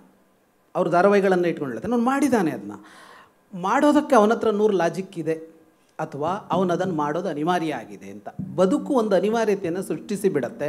ಆ ಅನಿವಾರ್ಯತೆಯನ್ನು ಮಾಡೋ ಹಂತದಲ್ಲಿ ನ್ಯಾಯ ನೀತಿ ಧರ್ಮಗಳ ಗೆರೆಯನ್ನು ದಾಟಬೇಕಾಗಿ ಬಂದುಬಿಡುತ್ತೆ ಅನ್ನೋದನ್ನು ಮಹಾಭಾರತ ಹೇಳ್ತಾ ಇದೆ ಅಂತ. ಆ ಪ್ರಶ್ನೆ ಸರ್ ನಿಮ್ಮ ಹೆಸರು ಬಂದಿದ್ದಕ್ಕೆ ಹೇಳ್ತೀನಿ ಸರ್. ಅಲ್ಲಲ್ಲ, ನೀವು ಬಂದಿದ್ದು ನನಗೆ ಭಾಳ ಖುಷಿ ಆಯಿತು. ನಾನು 2 ಸಲ ಟ್ರೈ ಮಾಡಿದೆ. ನೀವು ಫಿಲ್ಮ್ ಫೆಸ್ಟಿವಲಲ್ಲಿದ್ದಿರಿ. ಹಾಗಾಗಿ ನೀವು ಮೆಸೇಜ್ ಮಾತ್ರ ಮಾಡಿದ್ದೆ, ನೀವು ಬರಲ್ವೇನೋ ಅಂದ್ಕೊಂಡಿದ್ದೆ, ಬಂದಿದ್ರಿ. ಈ ಪ್ರಶ್ನೆಯನ್ನು ನೋಡಬೇಕಾಗಿರೋದೇನು ಅಂದರೆ, ಕುರುಕ್ಷೇತ್ರದ ಕೌರವ ಪಕ್ಷದ ಧೃತರಾಷ್ಟ್ರ ಪಕ್ಷದವರ ಸಾವು ನ್ಯಾಯವೇ ಅಂತ ಕೇಳಿದರೆ, ಯಾರ ಸಾವು ನ್ಯಾಯವಾಗಿ ನಡೆದಿಲ್ಲ. ಅವ್ರು ಯಾವ ಸಾವು ಅಂದರೆ ನಾವು ಯಾವುದನ್ನು ನ್ಯಾಯ ಅಂತ ಒಂದು ಬರಿತೀವೋ, ಕಾನೂನು ಅಂತ ಹೇಳ್ತೀವಲ್ಲ, ಅದಕ್ಕೆ ತಕ್ಕಂತೆ ನಡೆದಿಲ್ಲ. ಯಾಕೆಂದರೆ ಭೀಷ್ಮನ ಸಾವಿನಲ್ಲಿ ಅವನು ಎದುರಾಳಿ ಜೊತೆಗೆ ಯುದ್ಧ ಮಾಡೋದಿಲ್ಲ, ಯುದ್ಧ ಮಾಡದೇ ಇದ್ದವನು ಬಾಣ ಬಿಡಬಾರದು ಅಂತ ನಿಯಮ. ಈಗ ಶಿಖಂಡಿಯ ಜೊತೆಗೆ ಭೀಷ್ಮ ಯುದ್ಧ ಮಾಡೋದಿಲ್ಲ ಅಂದರೆ ಶಿಖಂಡಿ ಎದುರಿಗೆ ಬರಬಾರದು. ಆದರೆ ಶಿಖಂಡಿ ಬರ್ತಾನೆ. ಶಿಖಂಡಿನ ಎದುರು ನಿಲ್ಲಿಸ್ಕೊಂಡು ಅರ್ಜುನ ಬಾಣ ಬಿಡ್ತಾನೆ. ಒಂದು. ಎರಡನೇದು, ಎಂಥ ಮ್ಯಾಚ್ ಫಿಕ್ಸಿಂಗ್ ಅಂದರೆ, ಸರ್ನ ಮಾತಾಡ್ತಾ ಇರ್ತೀವಿ, ಸರ್ ಸುಮಾರು ಸಲ ಹೇಳ್ತಾರೆ, ಯಾವುದು ಉಳಿಸಿಲ್ವಲ್ರಿ ಇವರು, ಎಲ್ಲ ಮಹಾಭಾರತದಲ್ಲಿ ಮುಗಿಸಿದ್ದಾರೆ ಅಂತ. ಎಂಥ ಮ್ಯಾಚ್ ಫಿಕ್ಸಿಂಗ್ ಅಂದರೆ, ಭೀಷ್ಮ ಹಿಂದಿನ ದಿನ ರಾತ್ರಿ ಹೇಳ್ಕೊಡ್ತಾನೆ, ಇಂಥಂತಂದು ಎದುರು ನಿಲ್ಲಿಸ್ಕೊಂಡು ಬಾಣ ಬಿಡ್ರಪ್ಪ, ನಾನು ಸತ್ತೋಗ್ತೀನಿ ಅಂತ. ಯಾರು? ಎದುರಾಳಿ ಸೇನಾಧಿಪತಿ. ಇಷ್ಟು ದೊಡ್ಡ ಮ್ಯಾಚ್ ಫಿಕ್ಸಿಂಗ್ ನಮ್ಮ ಯಾವ ಕ್ರಿಕೆಟರ್ಸು ಮಾಡಿಲ್ಲ ಸರ್. ಪಾಪ ಅವರಿಗೆಲ್ಲ 2 ಶಿಕ್ಷೆ ಕೊಟ್ವಿ ನಾವು. ಅಂಥ ಮ್ಯಾಚ್ ಫಿಕ್ಸಿಂಗ್ ಅದು. ಅಂದರೆ ಇಲ್ಲ, ಅವನು ಅನಿವಾರ್ಯದಲ್ಲಿದ್ದಾನೆ. ಆ ಸಾವು ನ್ಯಾಯವ ಅಂದರೆ, ಭೀಷ್ಮನ ಜಾಗದಲ್ಲಿ ನಿಂತು ದುರ್ಯೋಧನ ಈ ಪ್ರಶ್ನೆ ಕೇಳ್ಬೋದು, ಸೇನಾಧಿಪತಿ ಮಾಡಿ ನಿನ್ನನ್ನು ಇಟ್ಟುಕೊಂಡ್ರೆ ನಿನ್ನ ಸಾವಿನ ರಹಸ್ಯ ಬಿಟ್ಟುಕೊಟ್ಟು ಏನು ಕೆಲಸ ಮಾಡಿದೆ ಅಂತ. ಅಲ್ಲೂ ಆಗಲಿಲ್ಲ. ಅದು ಕರ್ಣನ ವಿಷಯದಲ್ಲಾಗಲಿಲ್ಲ, ದ್ರೋಣರ ವಿಷಯದಲ್ಲಾಗಲಿಲ್ಲ. ಇನ್ನೂ ಇದೆ, ಭೂರಿಶ್ರವಸ್ ಅಂತ ಒಬ್ಬ ದ್ರೋಣನ ಚಿಕ್ಕಪ್ಪ, ಶಂತನುವಿನ ತಂದೆ ಬಾಹ್ಲಿಕ ಅಂತಿದ್ದಾನೆ, ಅವನ ಮಗ ಭೂರಿಶ್ರವಸ್ ಅಂತ. ಅವ್ನು ಸಾತ್ಯಕಿಯನ್ನು ಕೊಲ್ಲೋದಕ್ಕೆ ಹೋಗ್ತಾನೆ. ನಮ್ಮ ನೆಕ್ಸ್ಟ್ ಎಪಿಸೋಡ್ ಸರ್ ಇಲ್ಲಿ ಹೇಳಿದ್ರು, ಬೈಬೇಡಿ. ಅವ್ನು ಕೊಲ್ಲೋದಕ್ಕೆ ಹೋದಾಗ ಸಾತ್ಯಕಿಯನ್ನು ಕೊಂದು ಬಿಡ್ತಾನೆ ಅಂತ ಅರ್ಜುನ ಅವನ ನೇರ ಬರಬಾರ್ದು ಯುದ್ಧಕ್ಕೆ, ಪಕ್ಕದಲ್ಲಿದ್ದವನು ಬಾಣ ಬಿಟ್ಟು ಇವ್ನು ಬಲಗೈಯನ್ನು ತುಂಡು ಮಾಡಿಬಿಡ್ತಾನೆ, ಕತ್ತಿ ಹಿಡ್ಕೊಂಡು ಹೋಗಿದ್ದಾನ. ಇಬ್ಬರು ಯುದ್ಧ ಮಾಡ್ತಾ ಇರುವಾಗ 3ನೇ ಪ್ರವೇಶ ಮಾಡುವಂತಿಲ್ಲ, ಅವನ ಸಂಹಾರ ಆಗತ್ತೆ. ಅಭಿಮನ್ಯುವಿನದ್ದು ಈ ಕಡೆಗೂ ಆಗತ್ತೆ ಅನ್ಯಾಯದ್ದು. ಕರ್ಣ ಅಂತೂ ಕೈಯಲ್ಲಿ ಆಯುಧ ಇಲ್ಲದಿದ್ದಾಗ ಕೊಲ್ತಾರೆ. ದುರ್ಯೋಧನನನ್ನು ಹೊಡೆಯಬಾರದ ಜಾಗಕ್ಕೆ ಹೊಡೆದು ಕೊಲ್ತಾರೆ. ಕೊನೆಗೆ ಅಶ್ವತ್ಥಾಮ ಹೋಗಿ ರಾತ್ರಿ ಹೋಗಿ ಉಳಿದವ್ರನ್ನೆಲ್ಲ ಕೊಂದು ಬಿಡ್ತಾನೆ. 2 ಕಡೆಗೂ ಇದು ನಡೆದಿದೆ ಅಂತ. ಇಲ್ಲಿ ಪ್ರಶ್ನೆ ಭಾಳ ಚೆನ್ನಾಗಿರೋದು, ಭಾಳ ಮುಖ್ಯವಾದ ಪ್ರಶ್ನೆ ಏನು ಅಂದರೆ, ಅವ್ರು ಕೇಳಲಿಲ್ಲ, ಅದನ್ನು ಸೇರಿಸಿ ಕೇಳಬೇಕು. ಈ ಕೌರವರ ಕಡೆಯ ಮಹಾವೀರರನ್ನೆಲ್ಲ ಹೀಗೆ ಸಾಯಿಸೋದಕ್ಕೆ ಪ್ರೋತ್ಸಾಹ, ಪ್ರೇರಣೆ, ಸ್ಫೂರ್ತಿ, ಇಷ್ಟೂ ಶಬ್ದಗಳು ಸಲ್ಲೋದು ಒಬ್ಬನಿಗೆ, ಅದು ಕೃಷ್ಣನಿಗೆ. ಹಿಂಗೆ ಮಾಡು ಅಂತ ಹೇಳೋನೇ ಅವನು ಅಷ್ಟೂ ಕಡೆಯಲ್ಲಿ. ಕೃಷ್ಣ ಇದ್ದು ಹೀಗೆ ಮಾಡಿದನ ಅಂತ. ಹಾಗಾಗಿ ಅವನನ್ನು ಬಹಳ ತಂತ್ರಗಾರ ಅಂತೆಲ್ಲ ತಗೊಂಡು ನಿಲ್ಲಿಸಿದ್ದು ನಾವು ಅದಕ್ಕೆ ಅಂತ. ಆದರೆ ವಾಸ್ತವ ಏನು ಅಂತ ಕೇಳಿದರೆ, ನಿಯಮಗಳಿವೆಯಲ್ಲ, ನಿಯಮಗಳಿಗೆ ಒಂದು ಉದ್ದೇಶ ಇವೆ. ನಿಯಮಕ್ಕಾಗಿ ನಿಯಮ ಅಲ್ಲ. ನಿಯಮ ಇನ್ನೇನೋ ಒಂದನ್ನು ಸಾಧಿಸಬೇಕು, ಅದಕ್ಕಾಗಿ ನಿಯಮ. ಅಂದರೆ ಒಂದು ಪರಿಣಾಮ ಇದೆ, ಒಂದು ಫಲ ಇದೆ, ಏನೋ ಆಗಬೇಕಾಗಿದೆ, ಅದು ಆಗೋದಕ್ಕೆ ಒಂದು ನಿಯಮ ಹಾಕ್ಕೊಳ್ತೀವಿ ನಾವು. ಕಾನೂನು ಅಂತ ಮಾಡ್ಕೋತೀವಲ್ಲ ಅದು. ಈ ನಿಯಮವನ್ನು ಕೆಲವೊಮ್ಮೆ ಮೀರಬೇಕಾಗಿ ಬರುತ್ತೆ. ಯಾಕೆ ಅಂತ ಅಂದರೆ ನಿಯಮ ಬಂದ ಉದ್ದೇಶ ಈಡೇರಬೇಕು ಅಂತಂದಾಗ ನಿಯಮ ಮೀರಬೇಕಾಗತ್ತೆ. ನಿಯಮವನ್ನು ಯಾಕೆ ತಂದುಕೊಂಡಿದ್ದೇವೋ ಆ ಉದ್ದೇಶ ಈಡೇರಬೇಕು ಅಂತಂದಾಗ ನಿಯಮವನ್ನು ಮುರಿಬೇಕಾಗಿ ಬರುತ್ತೆ. ನಾನು 2-3 ಸಲ ಅಲ್ಲಿ ಉತ್ತರ ಕೊಟ್ಟಿದ್ದೀನಿ ಇದನ್ನು. ಲೆಫ್ಟಿಗೆ ಹೋಗಬೇಕು, ರೈಟಿಗೆ ಹೋಗಬೇಕು ರಸ್ತೆಯಲ್ಲಿ ಅನ್ನೋದಕ್ಕೆ ನಿಯಮ ಇದೆ. ಭಾರತದಲ್ಲಿ ಒಂಥರ ಇದೆ, ಬೇರೆ ಕಡೆ ಒಂಥರ ಇದೆ, ಒಂದು ಕಡೆ ಹೋಗಬೇಕು ಅಂತ ಇದೆ. ಈಗ ಒಂದು ಆ್ಯಂಬುಲೆನ್ಸ್ ಬರುತ್ತೆ. ಆ್ಯಂಬುಲೆನ್ಸ್ ಬಂದಾಗ ನಾವು ಏನೋ ಜೀರೋ ಟ್ರಾಫಿಕ್ ಮಾಡ್ತೀವಿ, ಇನ್ನೊಂದು ಮಾಡ್ತೀವಿ. ಆ್ಯಂಬುಲೆನ್ಸ್ ಈ ಕಡೆ ಹೋಗುತ್ತೆ, ಎಲ್ಲಿ ಹೋಗಬಾರದು ಅಲ್ಲಿ ಹೋಗುತ್ತೆ. ಈಗ ಆ್ಯಂಬುಲೆನ್ಸ್ ಡ್ರೈವರ್ ಅಪರಾಧಿಯೇ ಅಲ್ಲವೇ ಅಂತ ಪ್ರಶ್ನೆ ಕೇಳಿದರೆ ಏನು ಹೇಳಬೇಕು? ಅವನು ಅಪರಾಧಿ ಅಲ್ಲ. ಯಾಕೆ ಅಂದರೆ ನೀವು ಒಂದೇ ಸೈಡಿಗೆ ಹೋಗಿ ಅಂತ ನಿಯಮ ಯಾಕೆ ತಂದುಕೊಂಡ್ವಿ? ಸಾವು ನೋವಾಗತ್ತೆ ಅಂತಲೇ ತಂದುಕೊಂಡ್ವಿ. ಆಕ್ಸಿಡೆಂಟ್ ಆಗುತ್ತೆ, ಸಾವು ನೋವಾಗತ್ತೆ, ಪೆಟ್ಟಾಗತ್ತೆ, ಹಾಗಾಗಬಾರ್ದು ಅನ್ನೋದಕ್ಕಾಗಿ ತಂದುಕೊಂಡ ನಿಯಮ ಮುರಿದ್ರೆ ಮಾತ್ರ ಒಂದು ಜೀವ ಉಳಿಯುತ್ತೆ. ಆ್ಯಂಬುಲೆನ್ಸ್ ಹೋಗುವಾಗ ಈ ನಿಯಮ ಮುರಿದ್ರೆ ಮಾತ್ರ ಜೀವ ಉಳಿಯುತ್ತೆ. ನಾನು ನಿಯಮಬದ್ಧವಾಗಿ ಬದುಕುತ್ತೇನೆ ಅಂತ ನಿಂತುಕೊಂಡ್ರೆ ಸಾಯ್ತಾನೆ ಅವನು. ಈಗ ನಿಯಮ ಮುರಿಬೇಕು ಅಂತ. ಹಾಗಾಗಿ ನಿಯಮ ಅಲ್ಲ, ನಿಯಮದ ಉದ್ದೇಶ ಮುಖ್ಯ. ನಿಯಮ ಅಲ್ಲ, ನಿಯಮದ ಪರಿಣಾಮ ಮುಖ್ಯ ಅಂತ. ಅಲ್ಲಿ ಅವರು ಸಾಯಬೇಕು, ಅವರನ್ನು ಬೇರೆ ದಾರಿಯಲ್ಲಿ ಸಾಯಿಸೋದಕ್ಕೆ ಆಗೋದೇ ಇಲ್ಲ. ಶಿಖಂಡಿ ತಂದು ನಿಲ್ಲಿಸದೇ ಇದ್ದರೆ ಅವನನ್ನು ಸಾಯಿಸೋದಕ್ಕಾಗೋದಿಲ್ಲ. ಯುಧಿಷ್ಠಿರ ಸುಳ್ಳು ಹೇಳದೇ ಇದ್ದರೆ ದ್ರೋಣರು ಶಸ್ತ್ರತ್ಯಾಗ ಮಾಡೋದಿಲ್ಲ. ಅವರು ಶಸ್ತ್ರತ್ಯಾಗ ಮಾಡದೇ ಇದ್ದರೆ ಕುರುಕ್ಷೇತ್ರ ಯುದ್ಧ ಈ ಕಡೆ ಇವರ ಪರವಾಗಿ ಮುಗಿಯೋದಿಲ್ಲ. ಇವರ ಪರವಾಗಿ ಮುಗಿಬೇಕಾಗಿದೆ. ಯಾಕೆ ಮುಗಿಬೇಕಾಗಿದೆ ಅಂತ ಅಂದರೆ ಧರ್ಮರಾಜ ಬರಬೇಕು ಮುಂದೆ ಅಂತ. ಧರ್ಮ ರಾಜ್ಯ ಬರಬೇಕು ಮುಂದೆ. ಅದಕ್ಕೆ ಒಬ್ಬ ಧರ್ಮಿಷ್ಠ ಬರಬೇಕು ಆ ಸ್ಥಾನಕ್ಕೆ. ಧೃತರಾಷ್ಟ್ರ ಬರಬಾರ್ದು. ಧೃತರಾಷ್ಟ್ರನಿಗೆ ಧರ್ಮರಾಜನಿಗೆ ಏನು ವ್ಯತ್ಯಾಸ ಅಂದರೆ ಅವನೇನು ಸೀರಿಯಲ್ ಕಿಲ್ಲರ್ ಅಲ್ಲ, ಧೃತರಾಷ್ಟ್ರ ರೇಪಿಸ್ಟ್ ಅಲ್ಲ, ಏನೂ ಅಲ್ಲ, ಸ್ವಾರ್ಥಿ. ಧರ್ಮರಾಜ ಸ್ವಾರ್ಥಿ ಅಲ್ಲ, ನನ್ನ ಕುಟುಂಬಕ್ಕಾಗಿ ಅಂತ ಮಾಡೋದಿಲ್ಲ. ಅವನು ನನ್ನ ಕುಟುಂಬಕ್ಕಾಗಿ ನನ್ನ ಮಕ್ಕಳಿಗೆ ಏನು ಮಾಡ್ತಾನೆ? ಇವತ್ತಿನ ರಾಜಕಾರಣದ ಚರ್ಚೆಯೂ ಇದೆ. ಇದು ಬಿಟ್ಟು ಬೇರೆದೇನೂ ಇಲ್ಲ. ಇಷ್ಟೇ, ರಾಮಾಯಣವೂ ಇದೆ. ಇನ್ನೇನು ನನ್ನ ಮಗ ರಾಜ ಅನ್ನೋದ್ರಲ್ಲೇ ಉಳ್ಕೊಂಡಿರೋದದು. ಧರ್ಮರಾಜನಿಗೆ ತನ್ನ ಮಗ ರಾಜನಾಗಬೇಕು ಅಂತಿಲ್ಲ. ಅವನು ಪ್ರಾಯಶಃ ಬದುಕಿದ್ರೆ 5 ಜನ ಪಾಂಡವರ ಮಕ್ಕಳು, ಅಭಿಮನ್ಯು, ಇರಾವಂತ, ಘಟೋತ್ಕಚ, ಇಷ್ಟು ಜನ ಒಟ್ಟು ಪಾಂಡವರ ಮಕ್ಕಳಿದ್ರಲ್ಲ, ಪ್ರತಿವಿಂಧ್ಯ, ಸುತ, ಸೋಮ, ಶ್ರುತಕೀರ್ತಿ ಅವರೆಲ್ಲ ಸೇರಿ ಧರ್ಮರಾಜ ಅಭಿಮನ್ಯುವಿನ ರಾಜನನ್ನಾಗಿಸ್ತಿದ್ದ, ತನ್ನ ಮಗ ಪ್ರತಿವಿಂಧ್ಯನನ್ನಲ್ಲ. ಅರ್ಜುನನ ಮಗ ಅಭಿಮನ್ಯುವನ್ನೇ ರಾಜನ ಮಾಡ್ತಿದ್ದ, ಯಾಕೆಂದರೆ ಸಮರ್ಥ ಅವನು. ಅದೇ ಧೃತರಾಷ್ಟ್ರ ತನ್ನ ಮಗನಿಗಿಂತ ಯೋಗ್ಯ ತನ್ನ ತಮ್ಮನ ಮಗ ಅಂತ ಗುರ್ಸೋದಕ್ಕೆ ಸಿದ್ಧ ಇಲ್ಲ. ಅವನು ಬರಬಾರದು. ಯಾರು ಬರಬೇಕು ಅಂದರೆ ಅಂಥವನು ಬರಬೇಕು, ಧರ್ಮರಾಜನಂಥವನು ಬರಬೇಕು. ಒಂದೊಮ್ಮೆ ಆ ಕಡೆಯ ಮಹಾವೀರರು ಸಾಯದೇ ಇದ್ದರೆ ಧೃತರಾಷ್ಟ್ರ ರಾಜ್ಯ ಕಂಟಿನ್ಯೂ ಆಗತ್ತೆ. ಧೃತರಾಷ್ಟ್ರ ರಾಜ್ಯ ಕಂಟಿನ್ಯೂ ಆಗೋದಷ್ಟೇ ಸಮಸ್ಯೆ ಅಲ್ಲ, ಆ ಪದ್ಧತಿ ಕಂಟಿನ್ಯೂ ಆಗುತ್ತೆ. ಜರಾಸಂಧ ತನ್ನ ದುಷ್ಟ ಮಗನನ್ನು ಕೂರಿಸ್ತಾನೆ, ಜರಾಸಂಧ ತನ್ನ ಅಳಿಯ ಕಂಸನನ್ನು ಬೆಳೆಸ್ತಾನೆ ಇನ್ನೊಂದು ಕಡೆ ರಾಜನನ್ನಾಗಿ. ಆದರೆ ಎಲ್ಲೂ ಯೋಗ್ಯರು ಉಳಿಯೋದಿಲ್ಲ. ಆದರೆ ಸಂದೇಶ ಕೊಡಬೇಕಾಗಿರೋದು ಅಯೋಗ್ಯರನ್ನು ಪೀಠದಲ್ಲಿ ಉಳಿಸೋದಿಲ್ಲ ಅಂತಲೇ ಸಂದೇಶ ಕೊಡಬೇಕು ಕೃಷ್ಣನಿಗೆ. ನೀತಿನೋ ಮುರಿತೀನಿ, ಧರ್ಮವನ್ನು ತಪ್ತೀನಿ, ಆದರೆ ಅಯೋಗ್ಯರನ್ನು ಕುರ್ಚಿಲಿ ಉಳಿಸ್ಬಿಡೋದಿಲ್ಲ ಅಂತ. ಕುರುಕ್ಷೇತ್ರ ಹೇಳ್ತಾ ಇರೋದು ಅದನ್ನೇ. ನಿಯಮ ಮಾಡ್ಕೊಂಡಿದ್ದೀವಿ, ಮುರಿತೀವಿ.